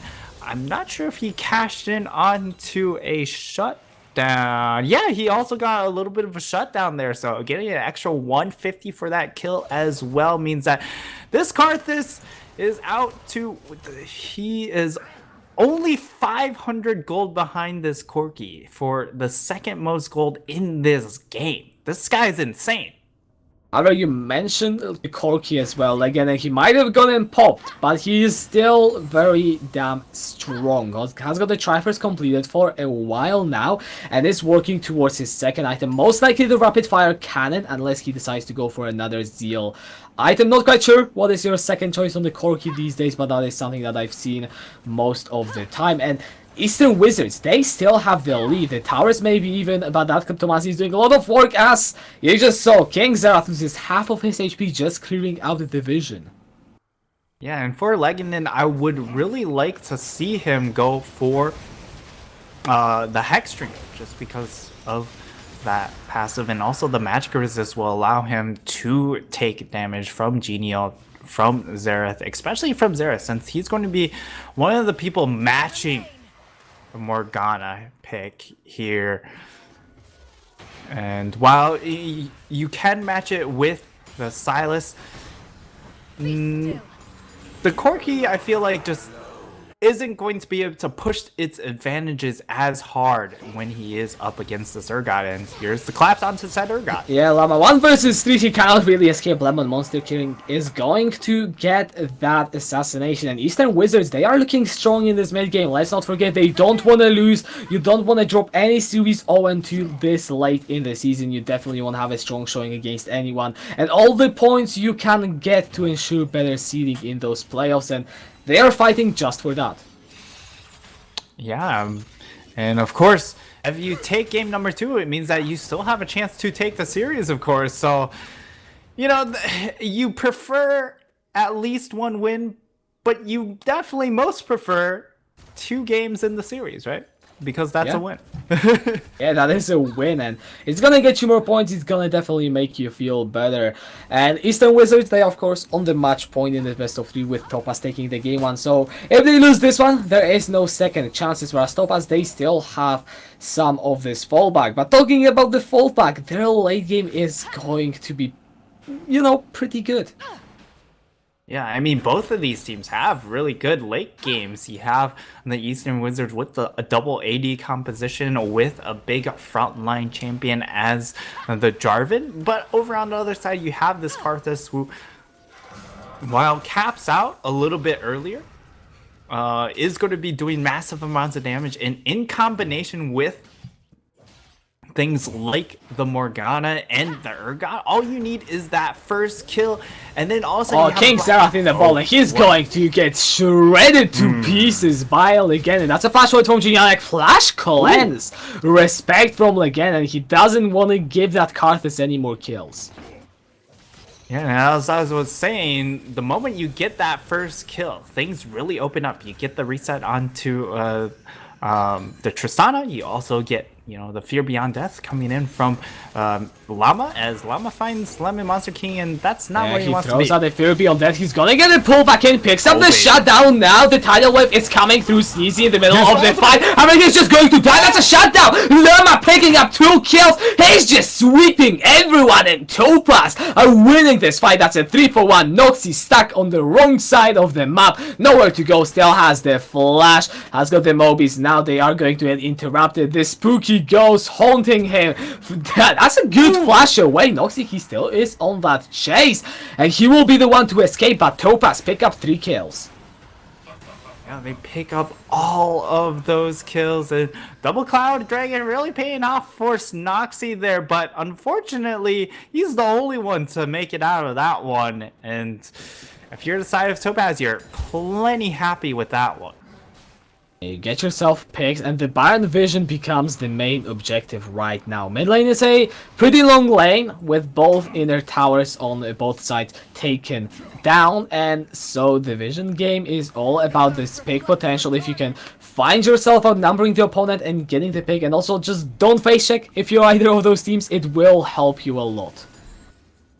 Yeah, however, Legendin does have the package now available, so he's incredibly powerful in that regards, at least for this 1 minute time period. So they'll be able to own all the control around this Baron area. It's just a matter of what do they do with all that control. And with the side of Topaz being choked out of that area right now, they really should look for an aggressive play into that area. And now it looks like Eastern Wizards, they are looking to collapse around the Baron.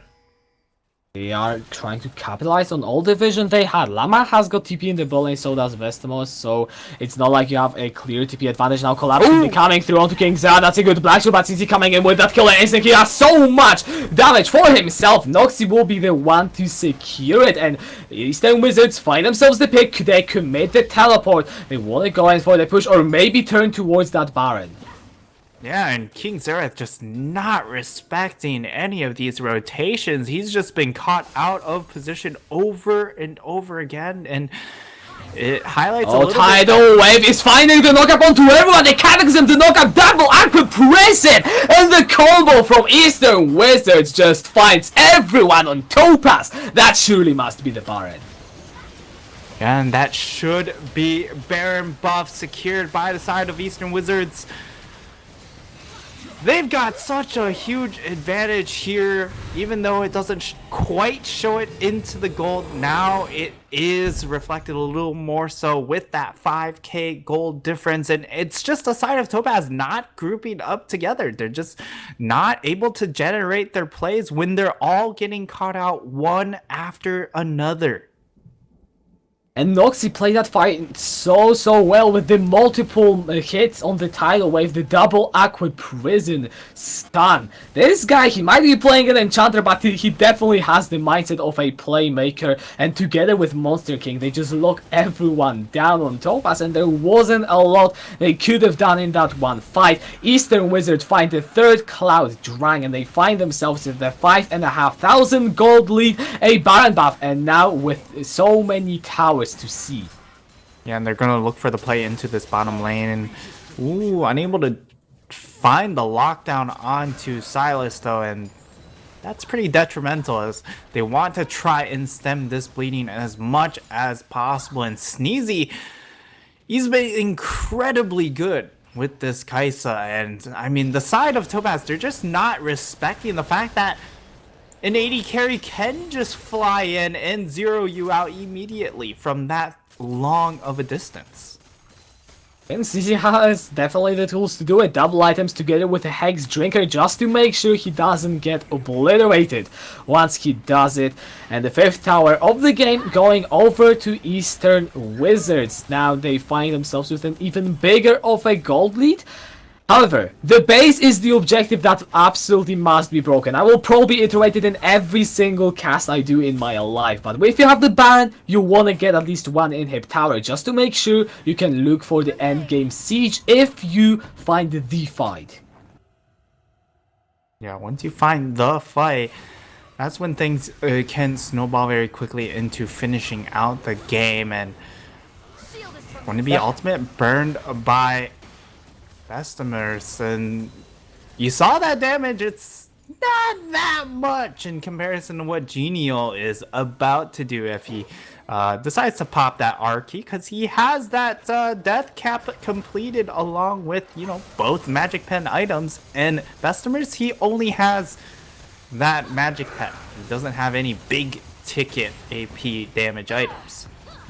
Alright, the Twin Shadows have been thrown out just to zone away Eastern Wizards from this tower. The Baron is slowly running out. However, the base has been successfully broken up in the middle lane, so at least now they get the easier access to that inhibitor if Topaz let them. Because from what I have seen in the last minute, Topaz have a lot of tools to zone away Eastern Wizards. As long as they don't all come in, and now they're trying to go through this mid lane. The binding goes wide, that's a hook connecting onto CZ, has to use the killer instinct defensively. Ronaldo taking a bit of damage. Bestemore looking for the play. Genial going into the middle of everything. He's going to be bursted out. However, how much can he do from beyond the grave? He pops down the Requiem. It is a 1-for-1 as Lemon Monster King taken down in the front line. Bestemore jumping over the wall, has to burn the flash away as Mikkel is dishing out the damage. It is just the jungler for the jungler. Yeah, but if you look at the health bars, Noxy, he's incredibly low. Leganon, he's incredibly low. So that's going to force the side of Eastern Wizards to back off. And, you know, if I'm Topaz, if I'm Genial, I'm very, very pleased with that base hold, because you still haven't dropped any actual inhibs.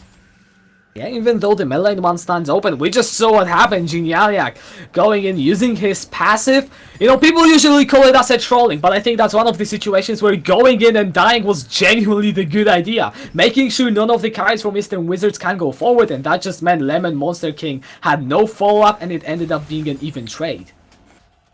Yeah, and not to mention, if you ult while you're still alive, that can get interrupted. But if you're dead, no one can stop you with that ultimate. And he's actually coming up very close to a level 16 ultimate. He is the highest level on his team. This guy is an absolute beast. And while he is behind... Oh, Discord is lagging. All right. Yeah, Discord lags for both teams. That's just with the server, so we should be getting back soon. Yeah, and while his team is behind, and sure, he's behind some of the members on the side of Eastern Wizards, he's still actually ahead of his counterpart in the Jarvan, and he's also ahead of the top laner in Bestemers. And this is a 200 farm 4-2-2 Silas pick, and he's got a gold advantage over him. It is pretty impressive if you are Topaz. However, the game really now becomes on how long can you defy those fights, because you've got also level 17 again, and that Corki is massive as well. You know, we keep focusing about Genialiac, and there's a reason we have seen his Karthus carry the games, and it's Karthus. It has been pretty much now engraved into the collective memory of the League of Legends community that if you let this guy scale, he will make you lose. But let's not forget, there's still the late game for Eastern Wizards. They still have got the damage, and they still have got the gold lead, and they have complete control over the jungle, and the Baron, it is spawning soon. Yeah, Genio is going to be coming close to his ultimate again, but he really wants that level 16 breakpoint, and he's incredibly close to it. He is about 2/3 of the way there. And really, if I'm Genio, I'm just demanding all the resources for now, because no one else is looking for a level breakpoint. Maybe they're looking for an item breakpoint, and that might be important, but this level 16 is the single most important breakpoint for the side of Topaz in making sure they hold their base. Right, the Baron is also going to be available soon, and Eastern Wizards find themselves with a 4th Elemental Drake. That just means once this Elder comes up, they will be very happy to go for it. There will be even one more Elemental before that. It is going to be a Mountain, but Baron has been commenced. It has been spotted out by the side of Topaz. Requiem is going to initiate the potential fight. That is a lot of damage onto the members, and now the side of Topaz, they are looking for the engage. They are going to isolate Noxie. The Baron has been secured by Eastern Wizard. They trade one member. How much more they will have to give up? Sneezy knocked up in the pit. Nowhere to go. Is going to get eaten by Llama. Lemon Monster King dodging away from the binding, and in the end, Topaz get 2, but they lose the Baron. Yeah, and I think if you're Topaz, you're going to be happy with the results. Sure, you lose out onto the Baron, but you weren't feasibly able to contest that full on if the side of Eastern Wizard were looking to try and fight you there. So and just being able to cash out on what you can is going to be incredibly helpful. They are hitting level 6. They are able to 16 onto Genial. So a big breakpoint finally being hit by him, and also now you can slow the game down a little bit because of those 2 picks as well. Yeah, you just have so much wave clearing. Even though it is a cover cleanse, blink pole. King Sarah, where did your HP go? Again, and just deletes him, and they hijacked Requiem just to add the insult to injury. Yeah, and King Zareth, he's really looking like a support here because he's still level 13. That was a 4-level difference in that small fight there. And as you saw, it wasn't much of a fight at all. And now they're going to be just running it down mid lane, and they might be able to end the game here. The Eastern Wizards looking for that game 3. They are hungry. Genianiac still untouched. He throws down the Wall of Pain to slow down the members of Eastern Wizards. Their wave will fall down short. They cannot look for the finish just yet. That pick though was crucial. They break open the base, and they are slowly putting the pieces together for the game 3. Yeah, they have the Baron minion now pushing in. However, the wave clear is still pretty good on the side of Topaz. So while they will most likely lose this tower, they're in a good position to at least keep the inhib alive. The poke from King Zara, the threat of the binding connecting, followed with App and Ronaldo's engage, is enough to make sure that everyone is staying back, regardless of whether you're a tank or not. Okay, maybe if you're Bestamor and Lemon Monster King, you're not as scared, but you still cannot afford to take the damage for free.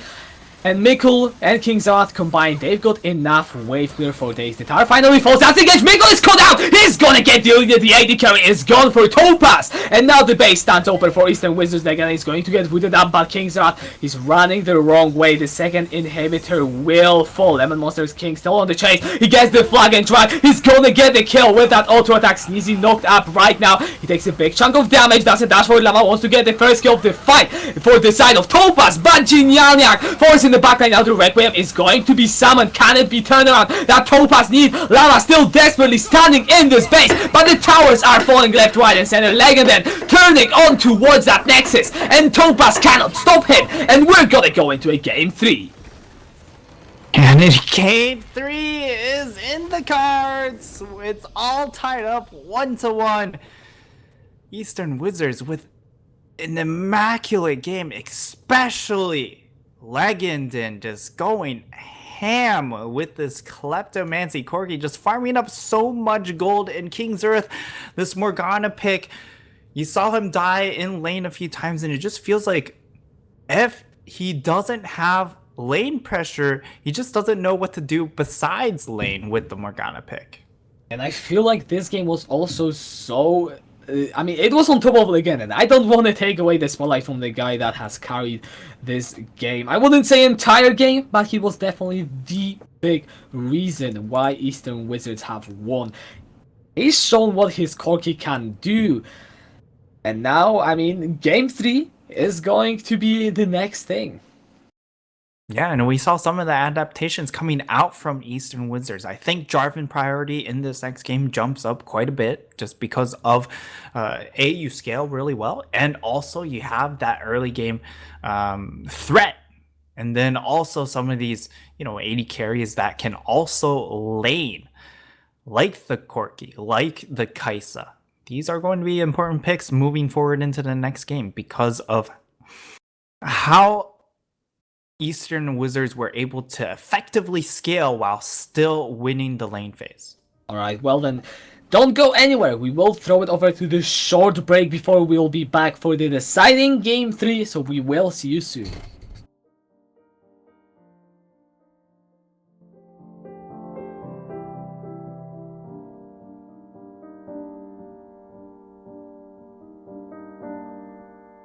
Every child in Valorant has heard the tale before about the cursed mommy boy who felt his heart no more. So sad and lorn, the helpless lad, Amumu was his name. He ventured out to find a friend and learn about his bane.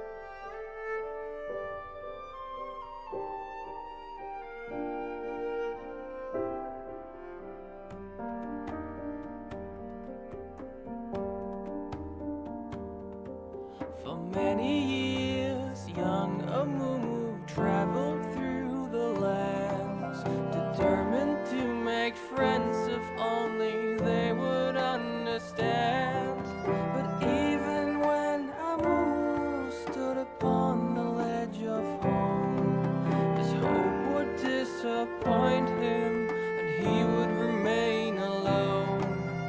But then the curse began to whisper in his ear and would confirm what was Amumu's biggest fear.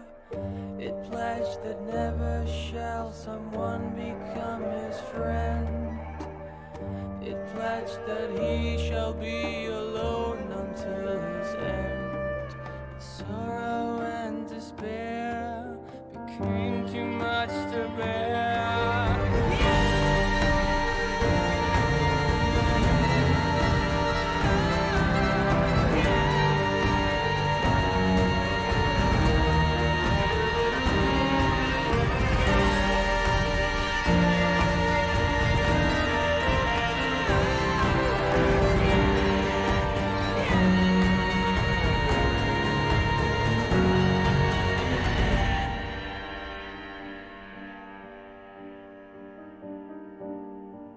The moment when Amumu realized what he had done, too late it was for him, for them, the evil curse had won. The anger and the anguish overwhelmed his fragile soul and caused a wicked tantrum that he never could control.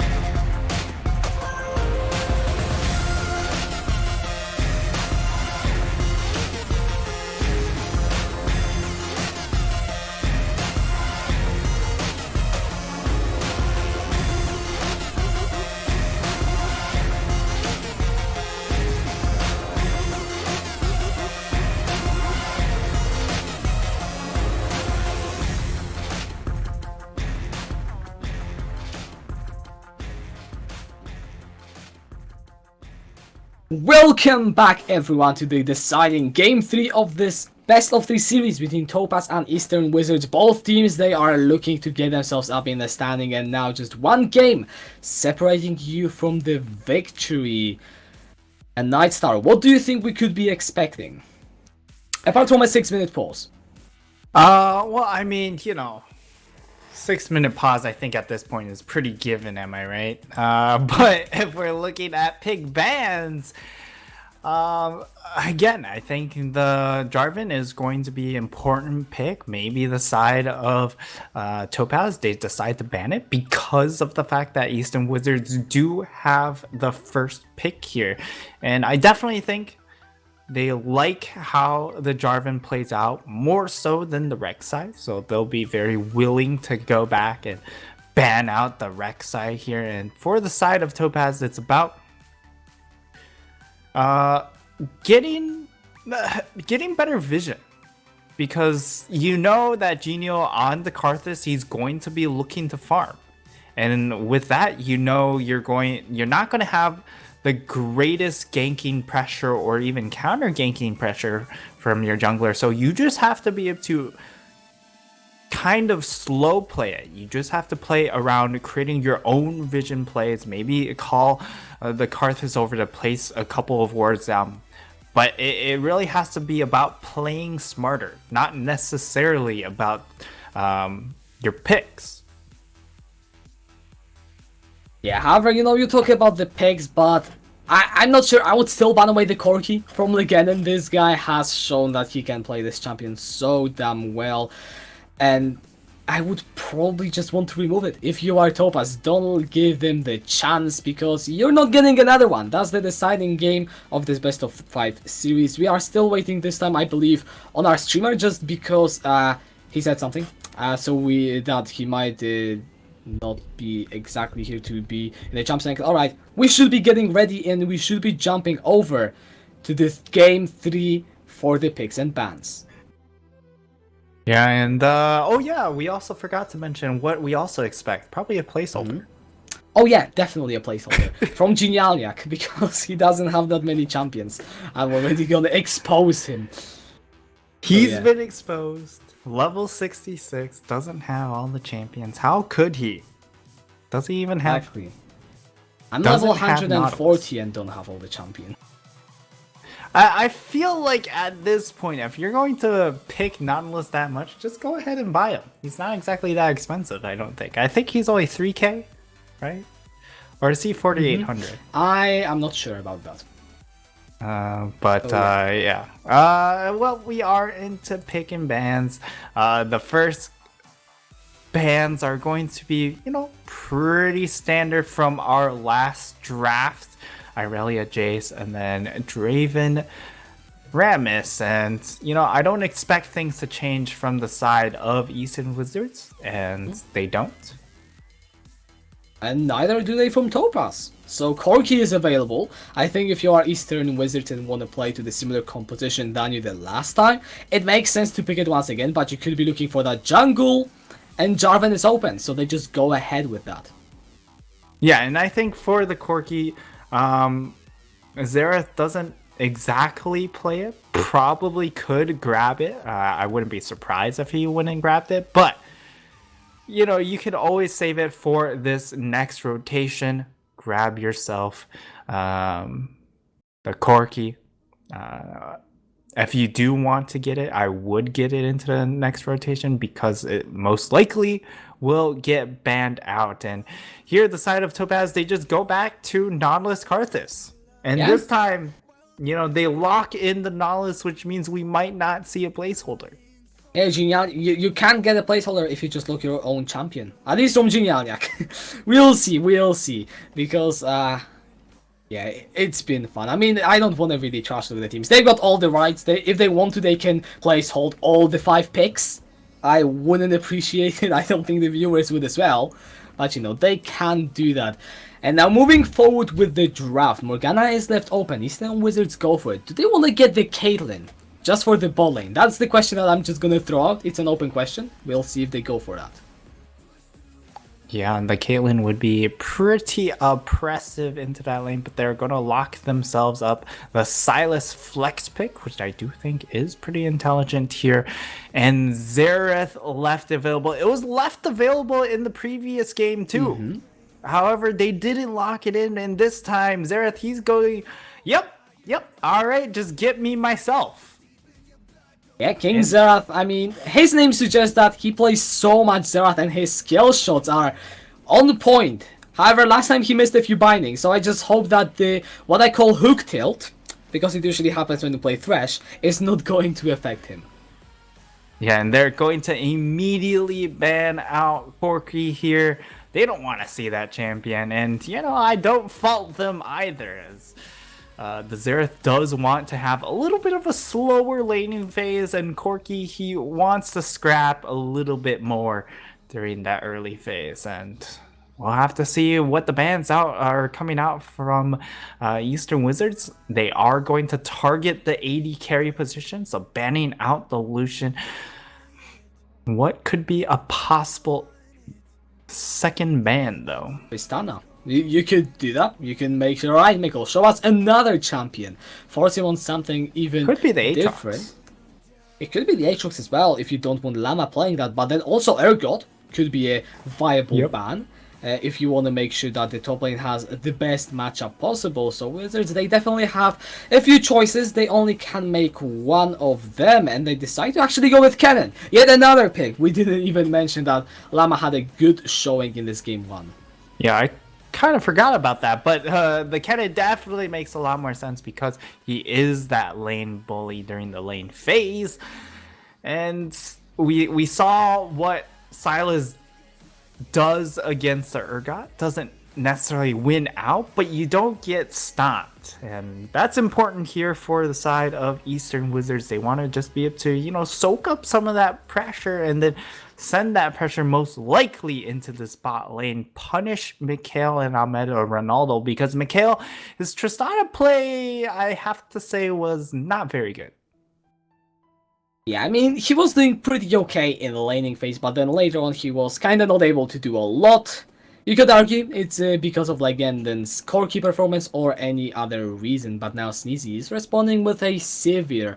And once again, those teams, they are opting more in towards that scaling. Even though Eastern Wizards, they don't have the true late game composition, they definitely have got some aspects of it. Yeah, Alright, and as I say it, Kassadin is being hovered.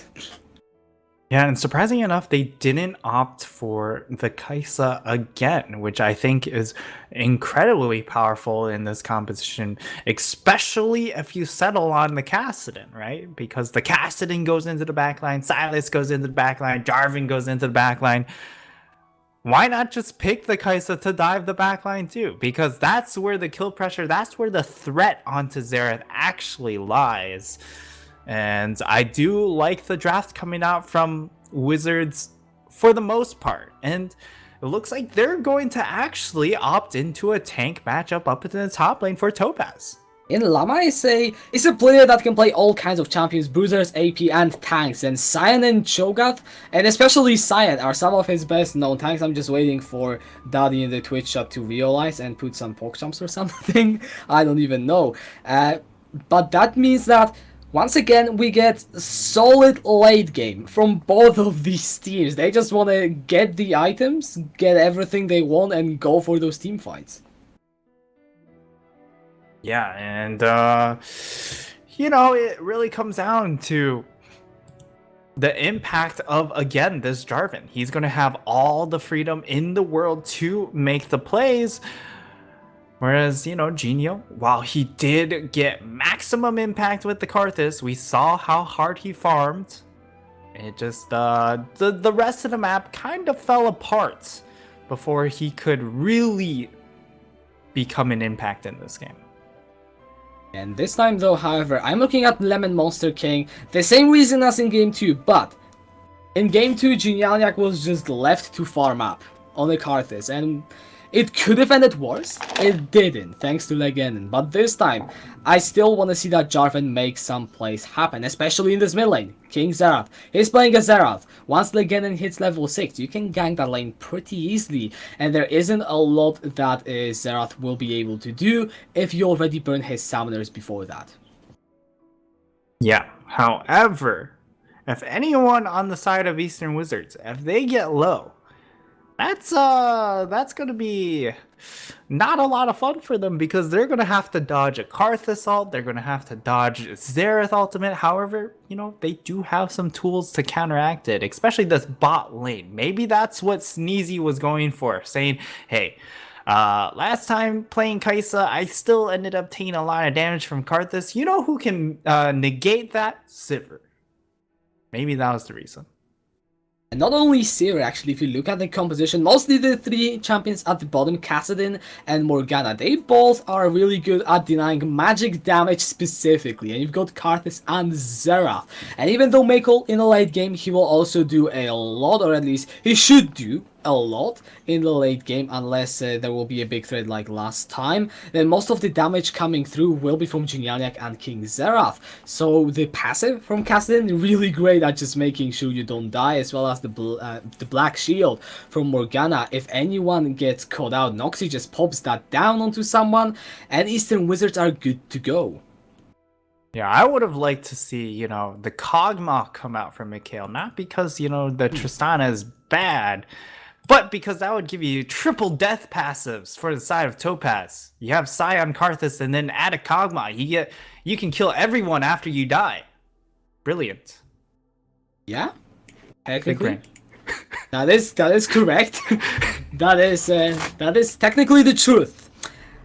However, oh well, he goes with the Tristana. I think the reason behind it is Kog'Maw, as good as he is in the late game teamfights, you don't really get that much in terms of playmaking in the laning phase, whereas we saw Miko already jump in on that Tristana together with Ahmed Ronaldo. As soon as they find the pick, the problem will be finding the initial pick onto Sivir and Morgana. When you have so much CC denial, it will be challenging to say the least.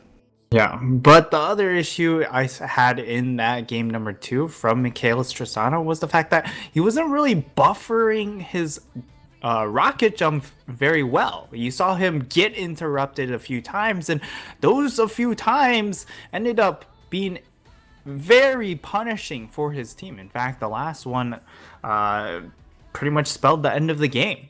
You know, and you just can't have that if you're going to be that big late game carry that your team needs as that Tristana. Alright, what is your guess? Are we going to get a pause in the first 2 minutes of the game or not? I say there's a pause, but the real question would be, is it under 5 minutes?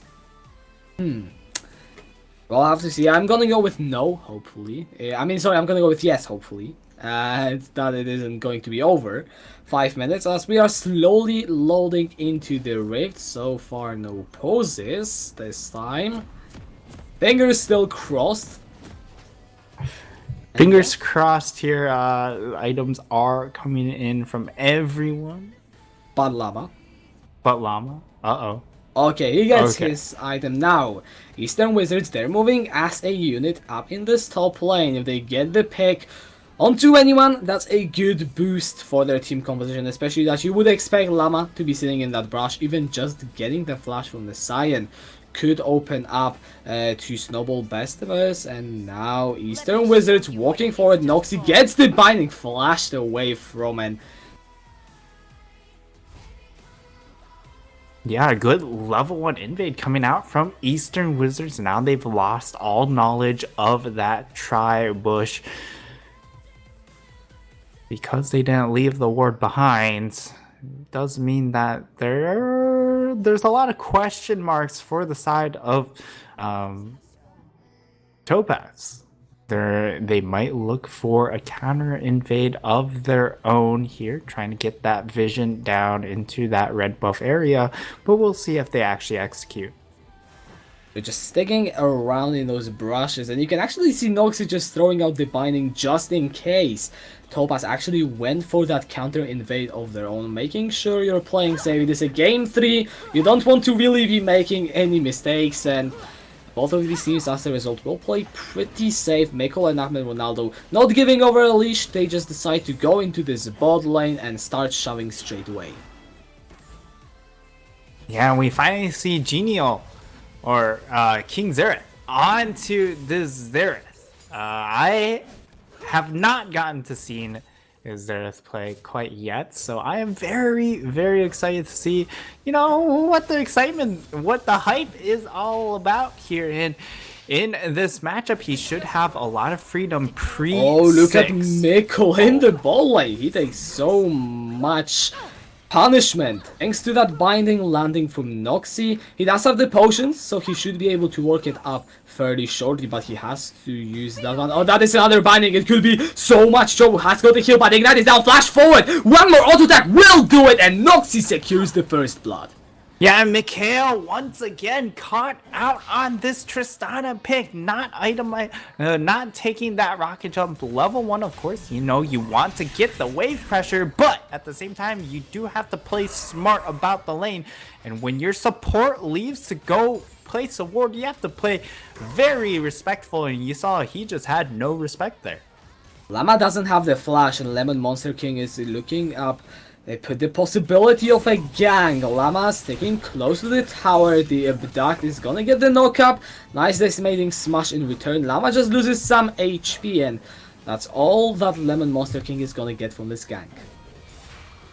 Yeah, and I mean, he has 2 corrupting potions and a biscuit, so will be able to sustain himself in this lane. It's just a matter of, you know, actually popping the potions.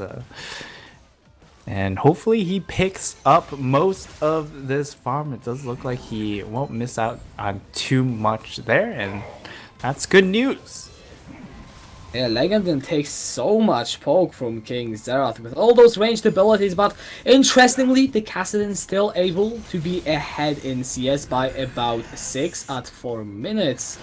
So that's how this game is rolling. The side of Eastern Wizards, they got a bit of a CS lead. Llama and Bestamos, they just keep trading blows. Yeah, and King Xerath, he doesn't have mana remaining here, and you know, his passive, sure, it gives him mana, but he does have to be autoing things, and he's trying to auto as much as possible. But Kassadin's just so hard to shove out of lane. Has the fleet footwork, has the magic shield, so even though he's just taking a lot of punishment, he's also able to sustain through a lot of that punishment. And there's not too much all-in potential coming in from the Xerath pick. That's another binding onto Ahmed Ronaldo in this ball lane. Currently Sneezy and Noxy able to generate the pressure, and if you look across the board, Eastern Wizards seem to be doing fairly well in those lanes, and mind you, they are the ones with a Kassadin and Sivir. They are pretty comfortable running this game into the later stages. Yeah, so they're going to be pretty happy with pushing this game to a late game. I would say that they have a more balanced composition with the Kassadin Sivir. Sivir being able to output tremendous amounts of, you know, consistent DPS, whereas the Kassadin, he can jump onto some of those backline threats that need to stay incredibly safe, such as the Kassadin, or not the Kassadin, but the Karthus and the Xerath. If he insta-gives either of those targets, that's a huge boon for them moving forward into those teamfights. And talking about the Karthus, so far Genialniak doing pretty well, doing what exactly he did last time, which is power farming Karthus. So far 17 CS ahead, has hit the level 6, Infernal Dragon is gonna be the first one. However, if Topaz wanna get that, they will need to do something with this bot lane, because Sneezy and Noxy are just generating the priority there without rest. Yeah, the Sivir Morgana is going to be incredibly annoying to deal with, and you even see Sneezy, he knows that they can't do anything against this lane, has gotten the call just being, hey, we'll farm it out. You can't do anything. You're going to be pushed to tower. You're also a Tristana. You don't farm well at tower at all, and This lane is just free for us to do whatever we want. It's all on Ahmed to find the pick to try and do damage to us. Now again, and jumping forward onto King Zerat, just getting a bit of trade in his favor. With that Rift Walk, the CS leads are starting to mount, and as we hit 7 minutes, 1000 gold lead is on the cards. It is still fluctuating, it is still fairly on in the game, so Topaz, they aren't in too much of a bad spot just yet, but I don't want to see them fall too far behind. They need to make sure they aren't losing objective or unnecessary kills, because I feel like they are also pretty happy with scaling. Yeah, for sure, if they play their composition out correctly, just having the Karthus and the Xerath is just so annoying to deal with, because at no point in the map, unless if you're in the fountain. Oh, look at Sneezy. He doesn't have got that spell shield. The Requiem is going to come down, and now Ronaldo with Ignite. He's going to pick it up. Nickel is going to be traded upon as Lemon Monster King finishes off the kill. Noxy is very low. Ahmed Ronaldo now 1 versus 3, and it is Eastern Wizards coming up ahead, giving the kill over to Legenden. And it's really that teleport coming in from Legenden that really puts him in a great position. Xerath, even though he had, you know, the roam, it ends up getting matched up, and he doesn't have much mana to deal with that. And Lemon Monster King, he's threatening the dive by clearing out that ward, but with no minions at the tower, King Xerath should be okay. It's more than fine just trying to get those CS, but I mentioned that you don't want to be giving up kills, and this is exactly what Eastern Wizards are finding. They are getting the gold onto their members, which are going to start snowballing. Now that is an Infernal Drake and over 1000 gold lead. Eastern Wizards, they lost the game 1, and now they are looking for the comeback in the series, but it is still early, so the eyes are on them to carry over the execution.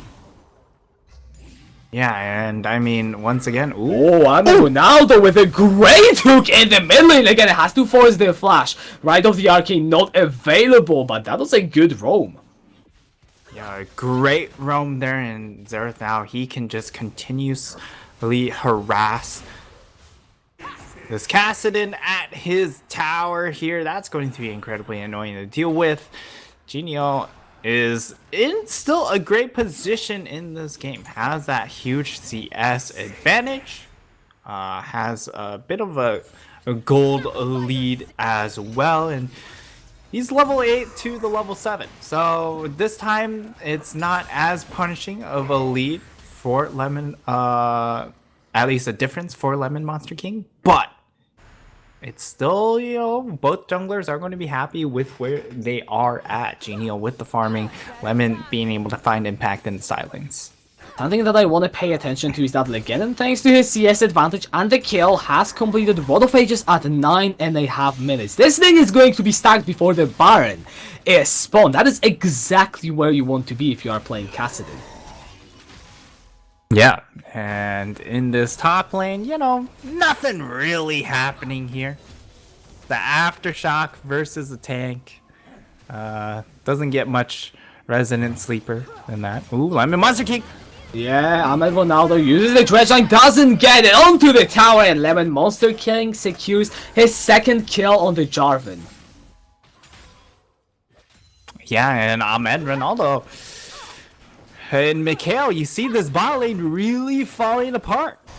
They've picked this aggressive bot lane twice now, and in both of these lane phases has been pretty subpar, I have to say. And both of these bot lanes in their previous games, they really like to be getting ahead, and one of the questions I had was, well, is it going to be Sneezy and Noxy or Mikkel and Ahmed Ronaldo getting ahead? In this game, there is jungle pressure, definitely, but even Mikkel himself, with a bit of an oopsie at level 1, that lane isn't doing that well, as another gag attempt onto Legenden in the melee. Even the Requiem is going to be committed. The Ignite is down, and Ahmed Ronaldo finally securing the kill.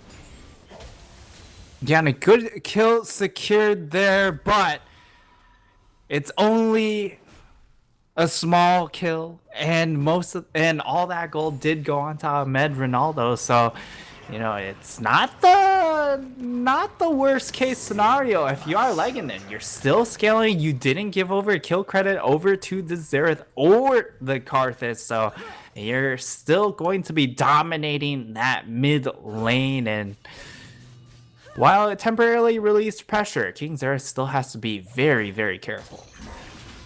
Yeah, he doesn't have the flash nor the barrier, so he's still a potential target of ganks or dives, as Llama and Bestamos, they're just doing their thing. Now Lemon Monster King could be looking for a gank. Llama, both flash and Anso Bosso are available. He uses both of them and will be able to escape the gank as the first tower falls in bot lane in favor of Eastern Wizards.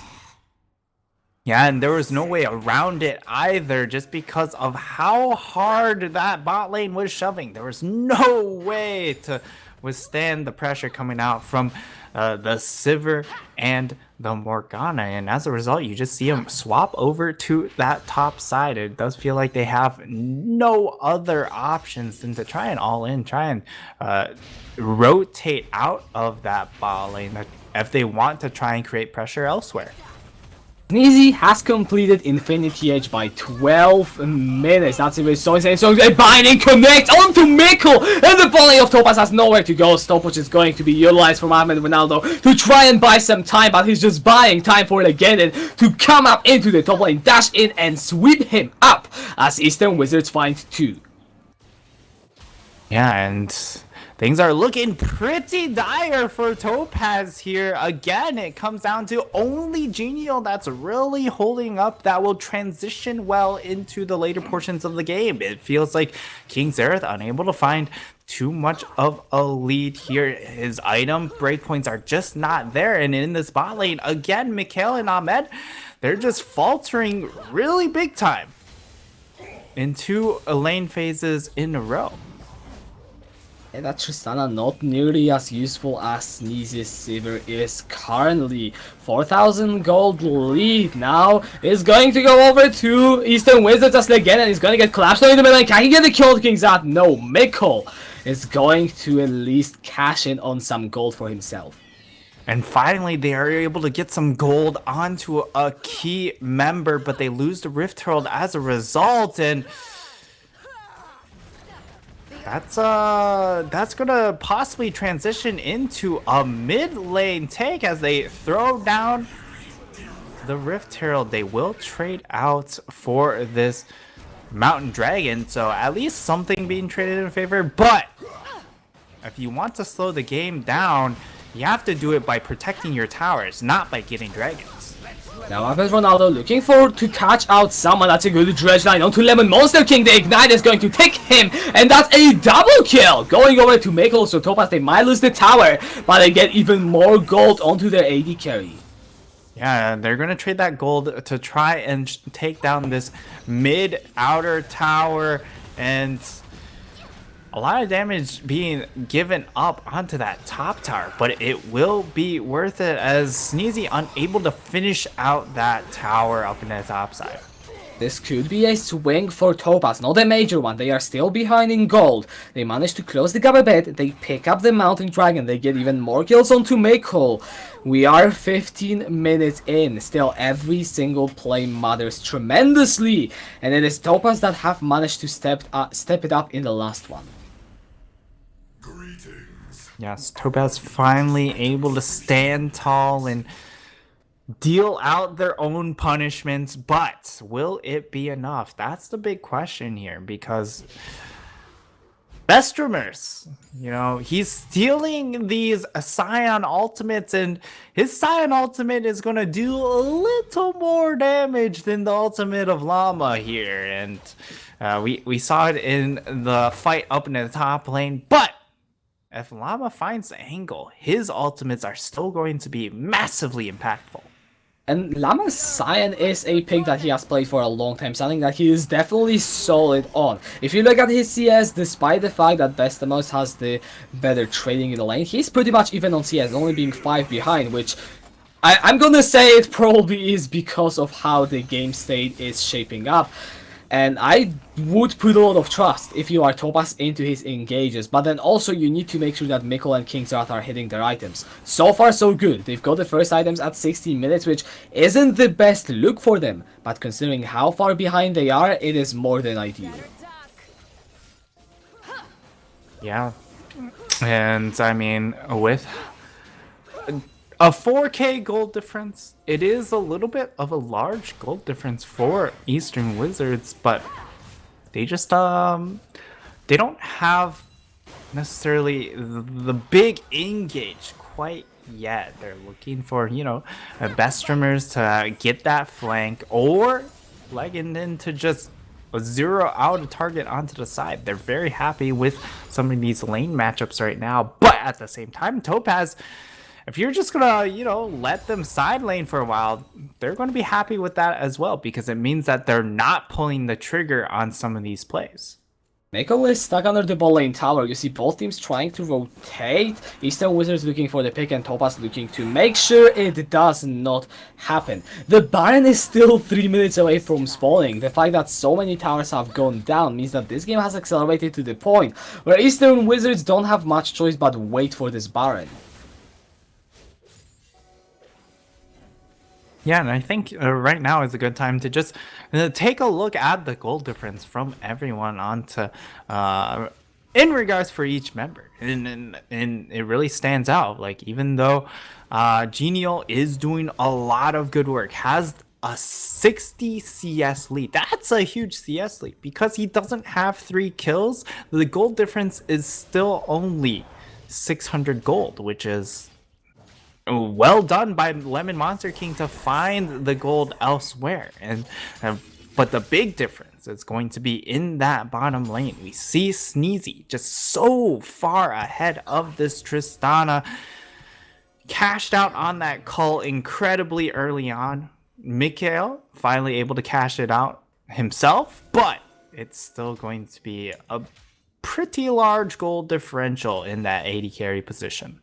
Gold difference translates to the difference in damage. You've got already the second item onto the Sivir, and as much as Tristana will be really good in the team fight, Sivir becomes the monster. That's the person that there are tales about, the 500 CS win condition, because she just becomes unbearable at 5 items or so. And Mikkel, he needs to start catching up. The sooner the better for the side of Topaz, because if they don't do anything soon, they might find themselves against a Baron buffed up team in which both Sivir and Kassadin will just...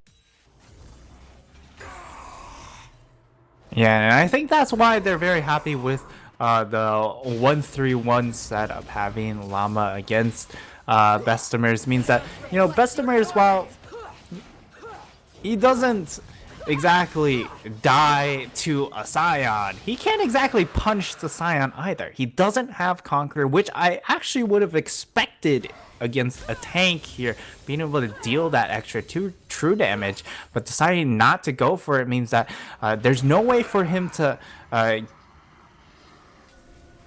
shove Llama out of lane. And as a result, they can just lane Mikhail up against Legenden and have Mikhail catch up in farm. Currently 144, still behind 50. Yeah, I'm still 50 behind Sneezy, but he's working towards those items. Has completed the Zeal, will be looking for his first Zeal item. Likely the Rapid Fire, could also be the Static Shift, also viable. Good flank from item. Lemon. Yeah, Lemon, he's looking for the flank, but he might be the one getting flanked. Good drag away from the Blast Cone. He's just gonna use the flank and drag over the wall. The teleport is going to be committed as it is actually Legenden joining the fray. Who could be the target? King Seraph! He finds all the shots, gets the first kill of the fight as Lemon Monster King is going to fall. This is why this guy's Zad is so good. The skill should just keep connecting as Lama is looking for the engage himself. Doesn't find it, has to break the unstoppable onslaught. Topaz, they just find one pick. Now they are turning to clear all the Baron vision.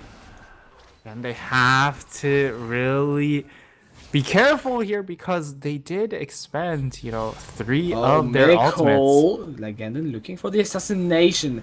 both summoners and the ultimate still available for the EQ of Topaz. Oh, That is he's the dead. catch onto Ahmed Ronaldo. He's got nowhere to go, and Bestemor just cuts him down. So even though Eastern Wizards lose one, they respond with a pick, and now they are the ones to take control of this area. Yeah, they're going to get control. They don't have the jungler, so they're not going to start it up necessarily. But once he does join up, that could be a very real possibility. As Genio, he has the 2-level advantage, but, you know, do you go into a pit where you know you're not getting out of there alive? That is the question. I think the answer is no, unless you can get the Baron Steel confirmed.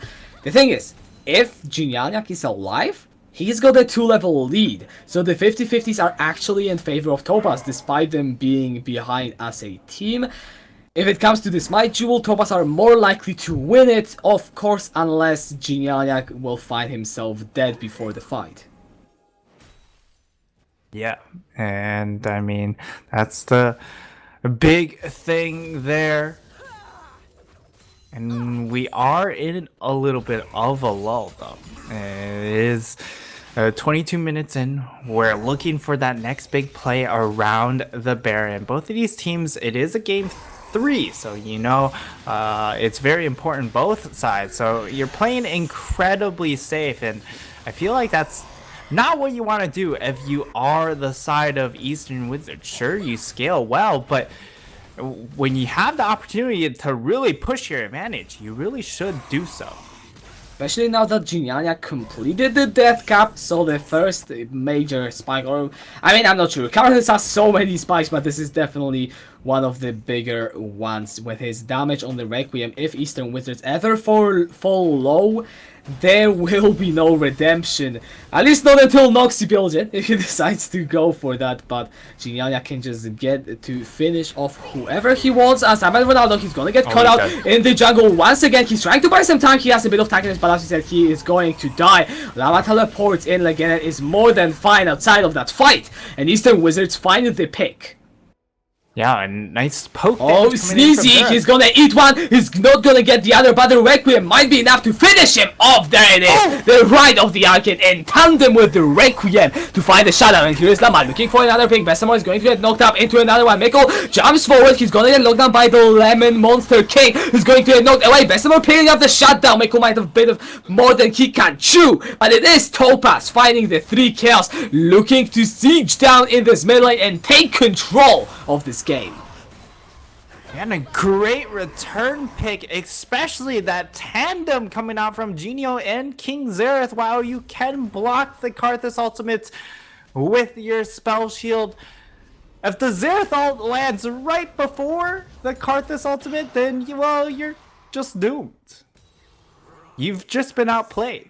The R buttons were too strong from the side of Topaz, and we saw right there, they still have very, very strong carry. Pay good at the end there, but you know, he's not the main carry.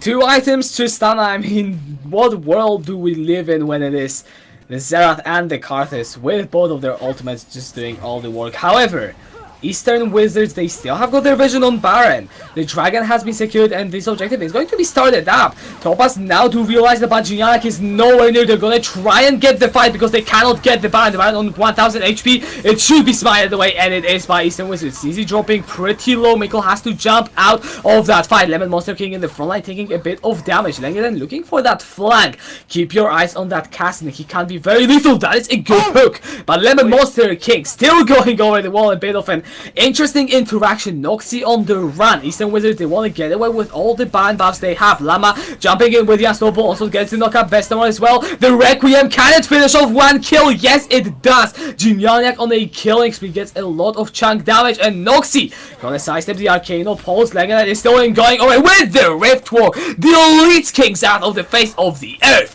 and Eastern Wizards find the Baron and they get the 1-for-1. They get the 1-for-1, and it might be even more, though, as Mikhail, he might be a little bit out of position. Legended has the cooldown on his ultimate, so he can give chase, but decides not to go for it here. Gale is going to be able to Rift Walk away to safety. Still not that level 16 Kassadin. You are waiting for that big power spike to come in for Eastern Wizards as well. But as this game is inevitably going to scale, I think we need to set our bearings. Who are the players we are watching for each of the teams? Genio. Right. That's it. That's it. This man has the most gold into the game. This guy's in absolute terror. He has 3,400 gold waiting in his pockets to be spent. That's a full... Well, it's either a full Morello's or a full Void Staff, whichever one he wants to take up here. And I think either makes sense. Just because they don't necessarily have a lot of magic resist, but you know, the base magic resist still will play a factor, I think. Okay, all right, he just doubles up. He gets the Oblivion Orb and the Void Staff. Even more penetration available for the Karthus. He's just going to shred anyone he comes across. Also hit that level 16 on Requiem, so that threshold that you cannot afford to go below is going up. And Sneezy, he needs to watch himself, because King Xerath's ultimates have been on point, and it is hard to sidestep them.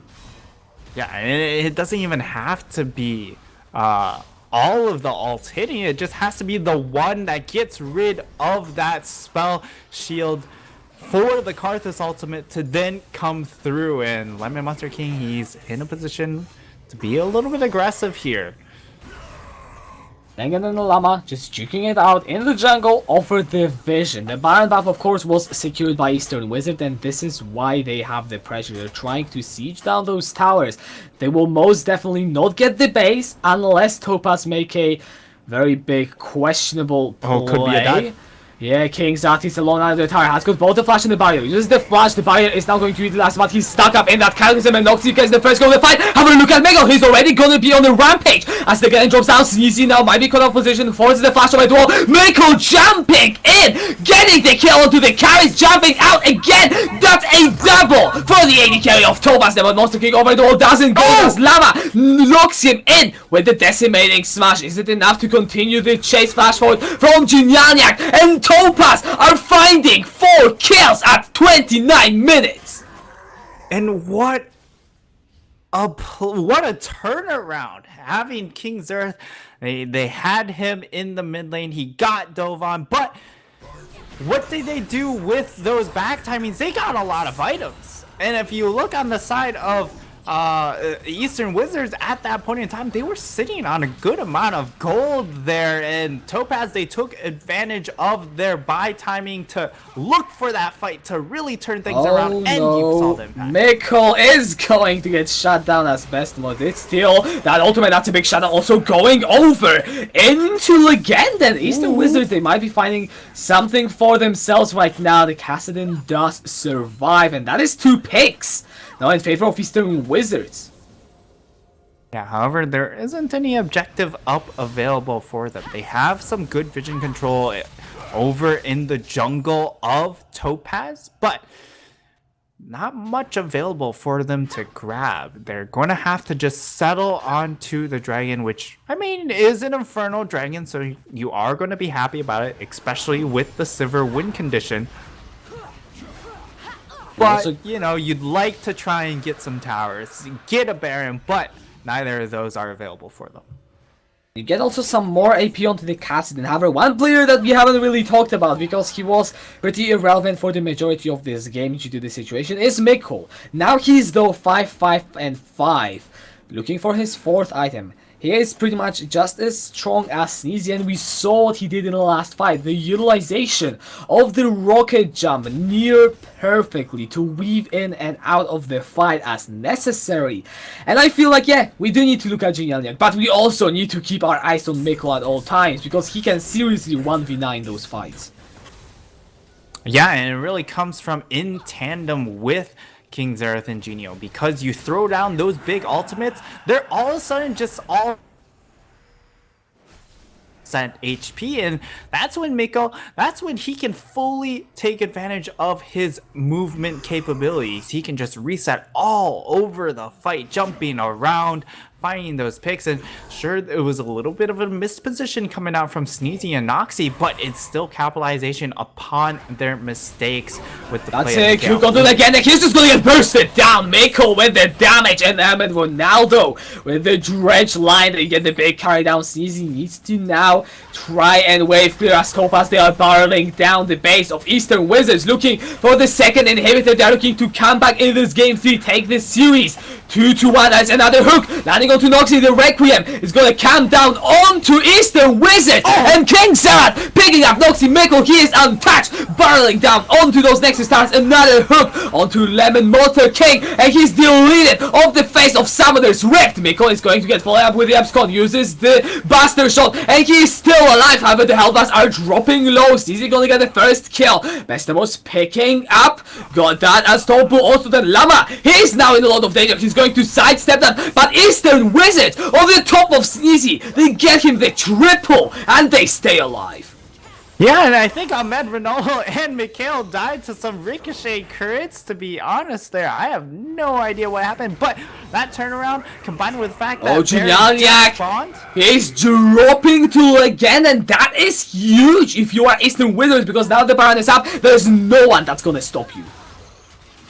Yeah, and with the tankiness from this Silas, you are going to tank it up relatively well with the damage from the Sivir pick. Sivir is just going King to Zerat has got out of position, and Leganon just deletes him.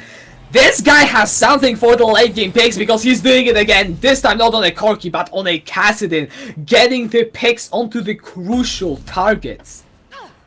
Yeah, and King Zerath tried to go for the hero play, knew that he had to get rid of this Baron buff if they wanted to close it out in a faster fashion. But now with the Baron buff, that means Eastern Wizards, they've bought themselves up quite a bit of extra time for them to scale, get more items for this Sivir, for this Kassadin. I feel like we're just playing this scaling game for both teams, but it is going to be all about the execution. Legendin and Miko are the two targets I'm looking at, mostly because of their mobility. They can get to the right targets, whereas most of other people are stationary around the fight, if you will. And it will come down to how you can protect Genialniak, King Zerat, Sneezy, even Noxy to a certain extent, because his black shields are going to be crucial. And how can you prevent the other players from killing them? Because I feel like both of these teams are scaling, but only one can outscale the other. We don't talk about that. Yep, nothing happened there.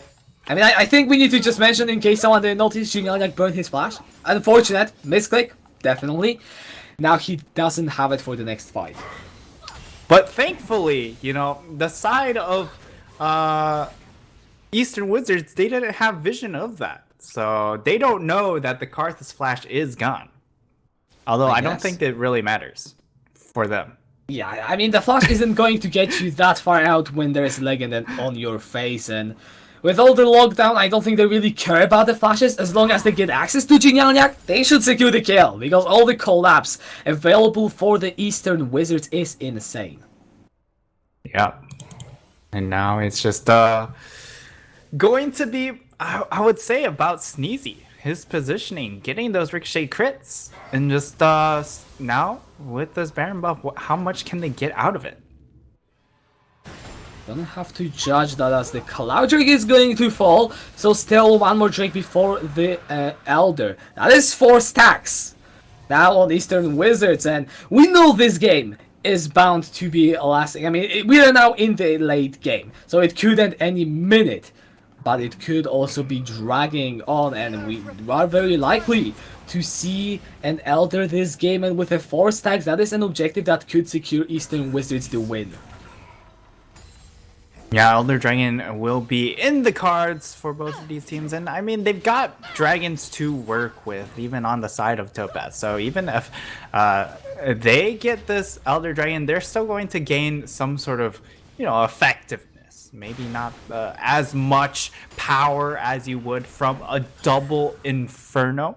for Dragon Elder, you know, but it's still power nonetheless, and that might be enough for them to then secure a Baron into then transitioning to end the game. I just want to point out that Sneezy has got nearly 500 AD on the Savior. His ricochets are going to be hurting, at the very least. I'm just gonna use that word because I can't think of a better adjective, but if he can stay alive in the fight, avoid the Rite of the Arcane and the Requiem, he can also carry them, and we are getting to this point where pretty much any champion with damage can be the 1v9 machine that both of these teams desperately need. Yeah, and another thing to note of is the fact that... Oh, here comes up. Yeah, Llama looking for the knock-up, doesn't find it. Rite of the Arcane will open up. They're trying to get the kill onto Noxy as Requiem is going to be put up. That's a good zone, yes. Denying the kill. 3 ultimates burned from Topaz. Yeah, Topaz just fishing for that play. I think it's well warranted here, as now they're going to get mid-wave priority. They're just going to try and run it down, get that extra wave priority, and then rotate to try and claim some vision elsewhere, because they are really lacking in some of these sides. You can only see the blue wards pretty much as Genialniak. He's too far ahead. Remember, no flash on the castle, and Legenden is going to jump over to him. He is just dead. Legenden on a killing spree, and now the Karthus is gone. 4 versus 5. Can Topaz keep their base alive? Yeah, that's a huge portion of their wave clear and kill threat taken away. And while he doesn't have ultimates available right now, it's still, you know, a lot of pressure giving over to the side of Eastern Wizards. Oh, Legenden, he's going on to make a good bastard shot, good reactions. Heal as well had to be committed, but now in the mid lane, the dive is coming through from Eastern Wizard. They get the knockup, they deal in King Zard and Mikkel flashing out under the tower, but there's nowhere for him to go. The carries are down. Eastern Wizards are just smashing Topaz, and they're looking to take the base, and they might be even going for the game. They have no minions here, so that's going to be a little bit slow going here. I don't know if they can actually finish out the tower. And Llama, he might actually be able to hold on to his base for his team. There's still long death timers on the remaining members, but he does have Genial, and with the health bars ticking so low for Eastern Wizards, they're going to be forced to take a recall here, and that might be a small opening for the side of SRG Topaz to make a play for the Baron buff. Right, Genialniak, he's fishing for kills. They want to get as much as possible. Legenden, he's so huge. And the lockup, we just saw Bestem dashing onto King Zara, deleting him from the map. And Topaz, they need to start finding the fight on their terms, because right now it's just Eastern Wizards doing whatever they like. And if you're Topaz, you're never going to win that way. Yeah, and you saw before in that mid lane, they tried to pull the trigger, but there's just, you know, if you're trying to pour all your cooldowns onto taking down a support, that's when you know things are getting a little bit desperate.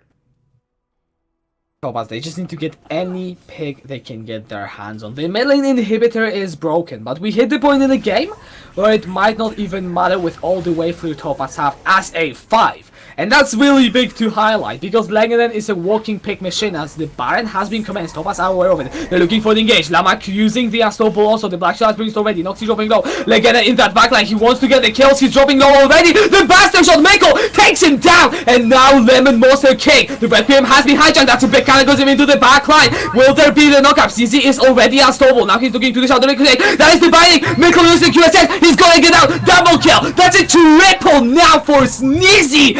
And Topaz are getting cut down yet again. Only the 2 carries are alive, and King Zart and Miko, they will need to make one hell of a defense. Now, thankfully, it is a 2v3. There's not a huge numbers advantage for the side of Eastern Wizards, and as a result, they're just going to rotate over to this Elder Dragon, invest in that extra power to try and secure themselves the Baron buff. It should go unchallenged here, as there's just way too many minions pouring in through the mid lane. So a 4 Dragon Elder buff for the side of Eastern Wizards, and they're going to be looking to capitalize off of that power into a Baron and then into the game end. Those were 1400 crits from Sivir onto the red buff, and yes, champions have armor, but it just shows you how ridiculous the damage is. I'm just trying to add up the crit chance. You are sitting currently on 75%. That is a pretty decent score. If you could make that 100 with the 5th item, then Sneezy is going to cut through the entire lineup of Topaz. But I don't think it matters. The Baron has been commenced. Legenda is trying to zone away. This objective is falling too damn quickly. And Lemon Monster King is going to smite this easily.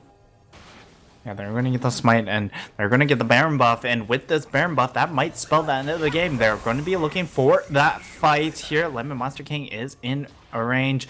There is double voice staff now being built up onto both of their AP carries, so that's a big break point for them, especially for King Xerath, as we saw right there. Some of the damage he's throwing out with the poke, not quite...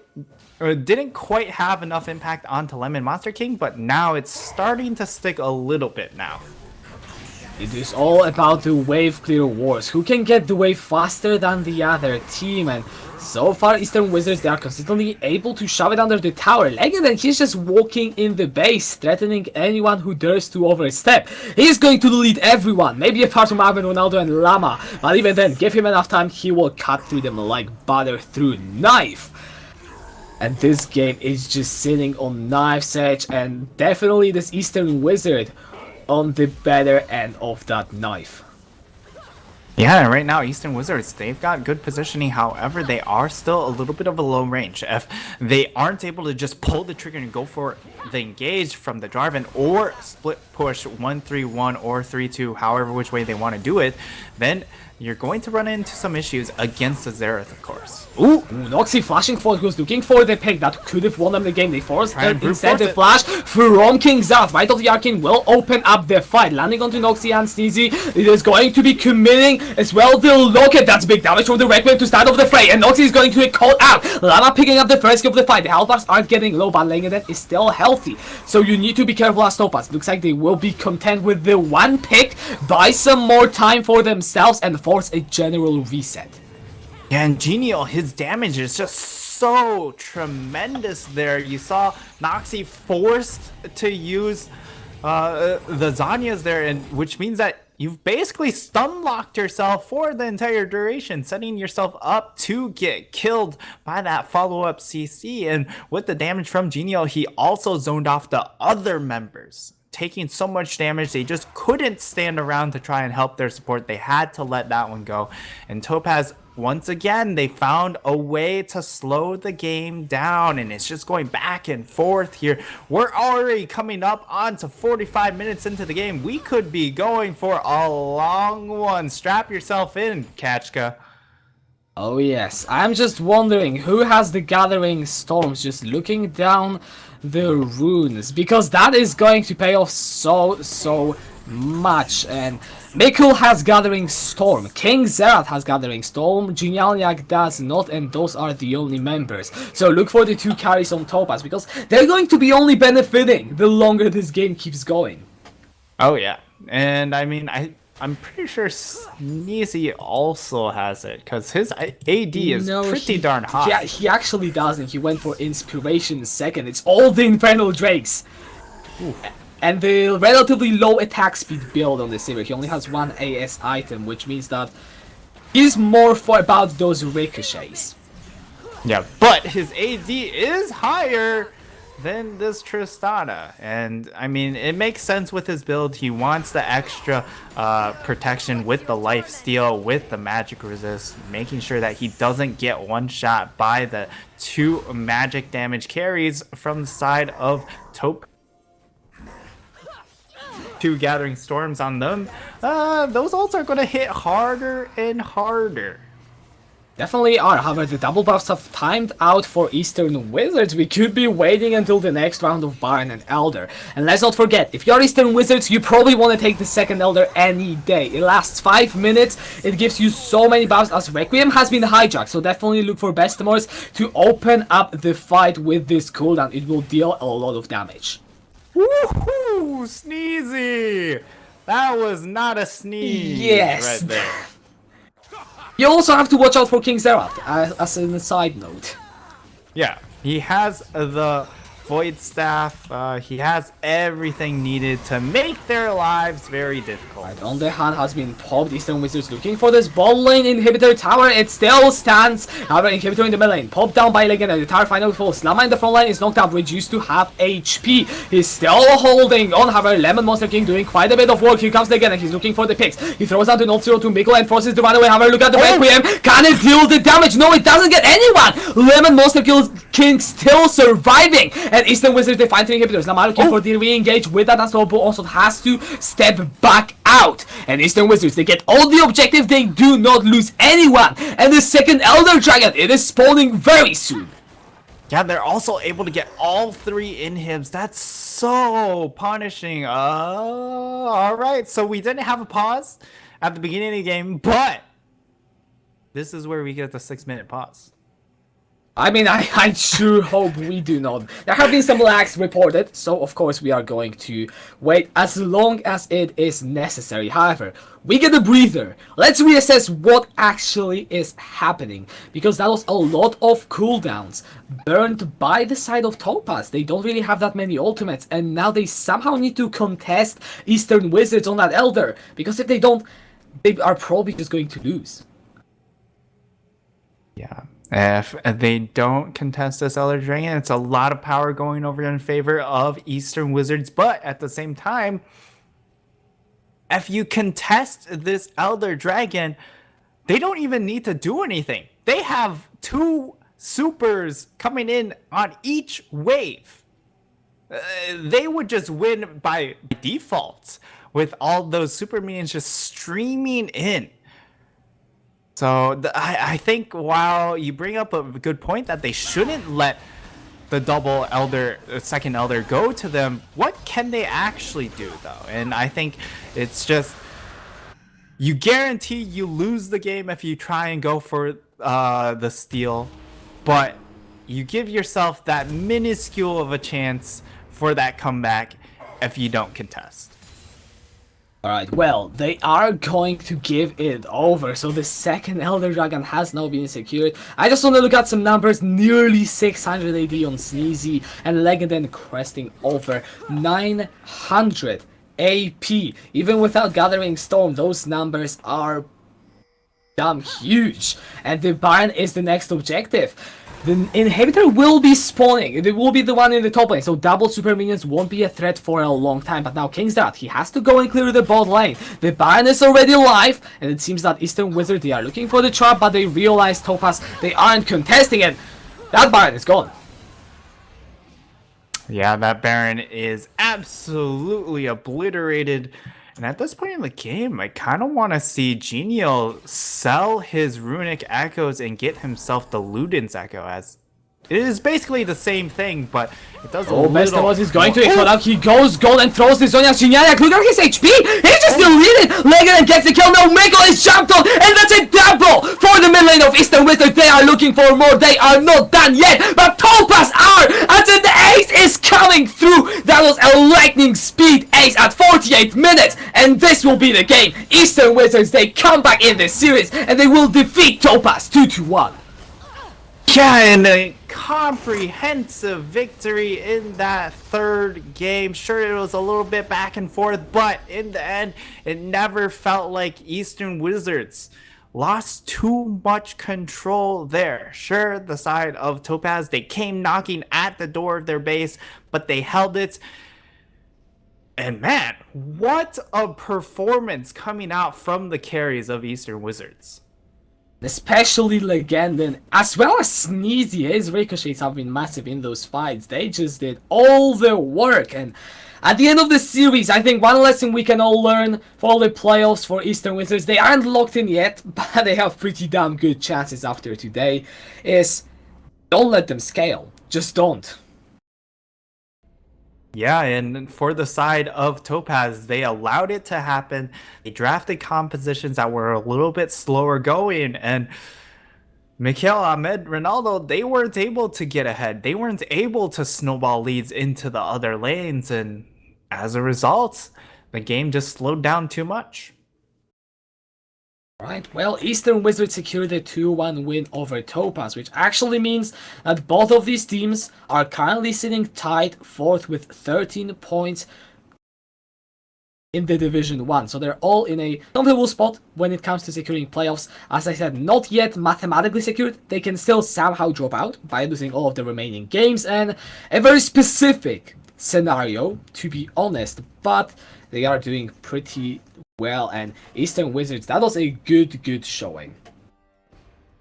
Yeah, and if we just pull up the damage charts, whoo, that is some big damage coming out from the Sivir. 45,000 damage dealt to champions. Just comparing that to, in perspective, you know, second most damage on her team, Kassadin, of course, but 28,000. That is definitely a big difference. However, that will do it for us from tonight. I've been the Catch Guy. I've been joined on the casting by Nightstar, and our producer has been Voman. And from all three of us, we're going to wish you a good night. Bye!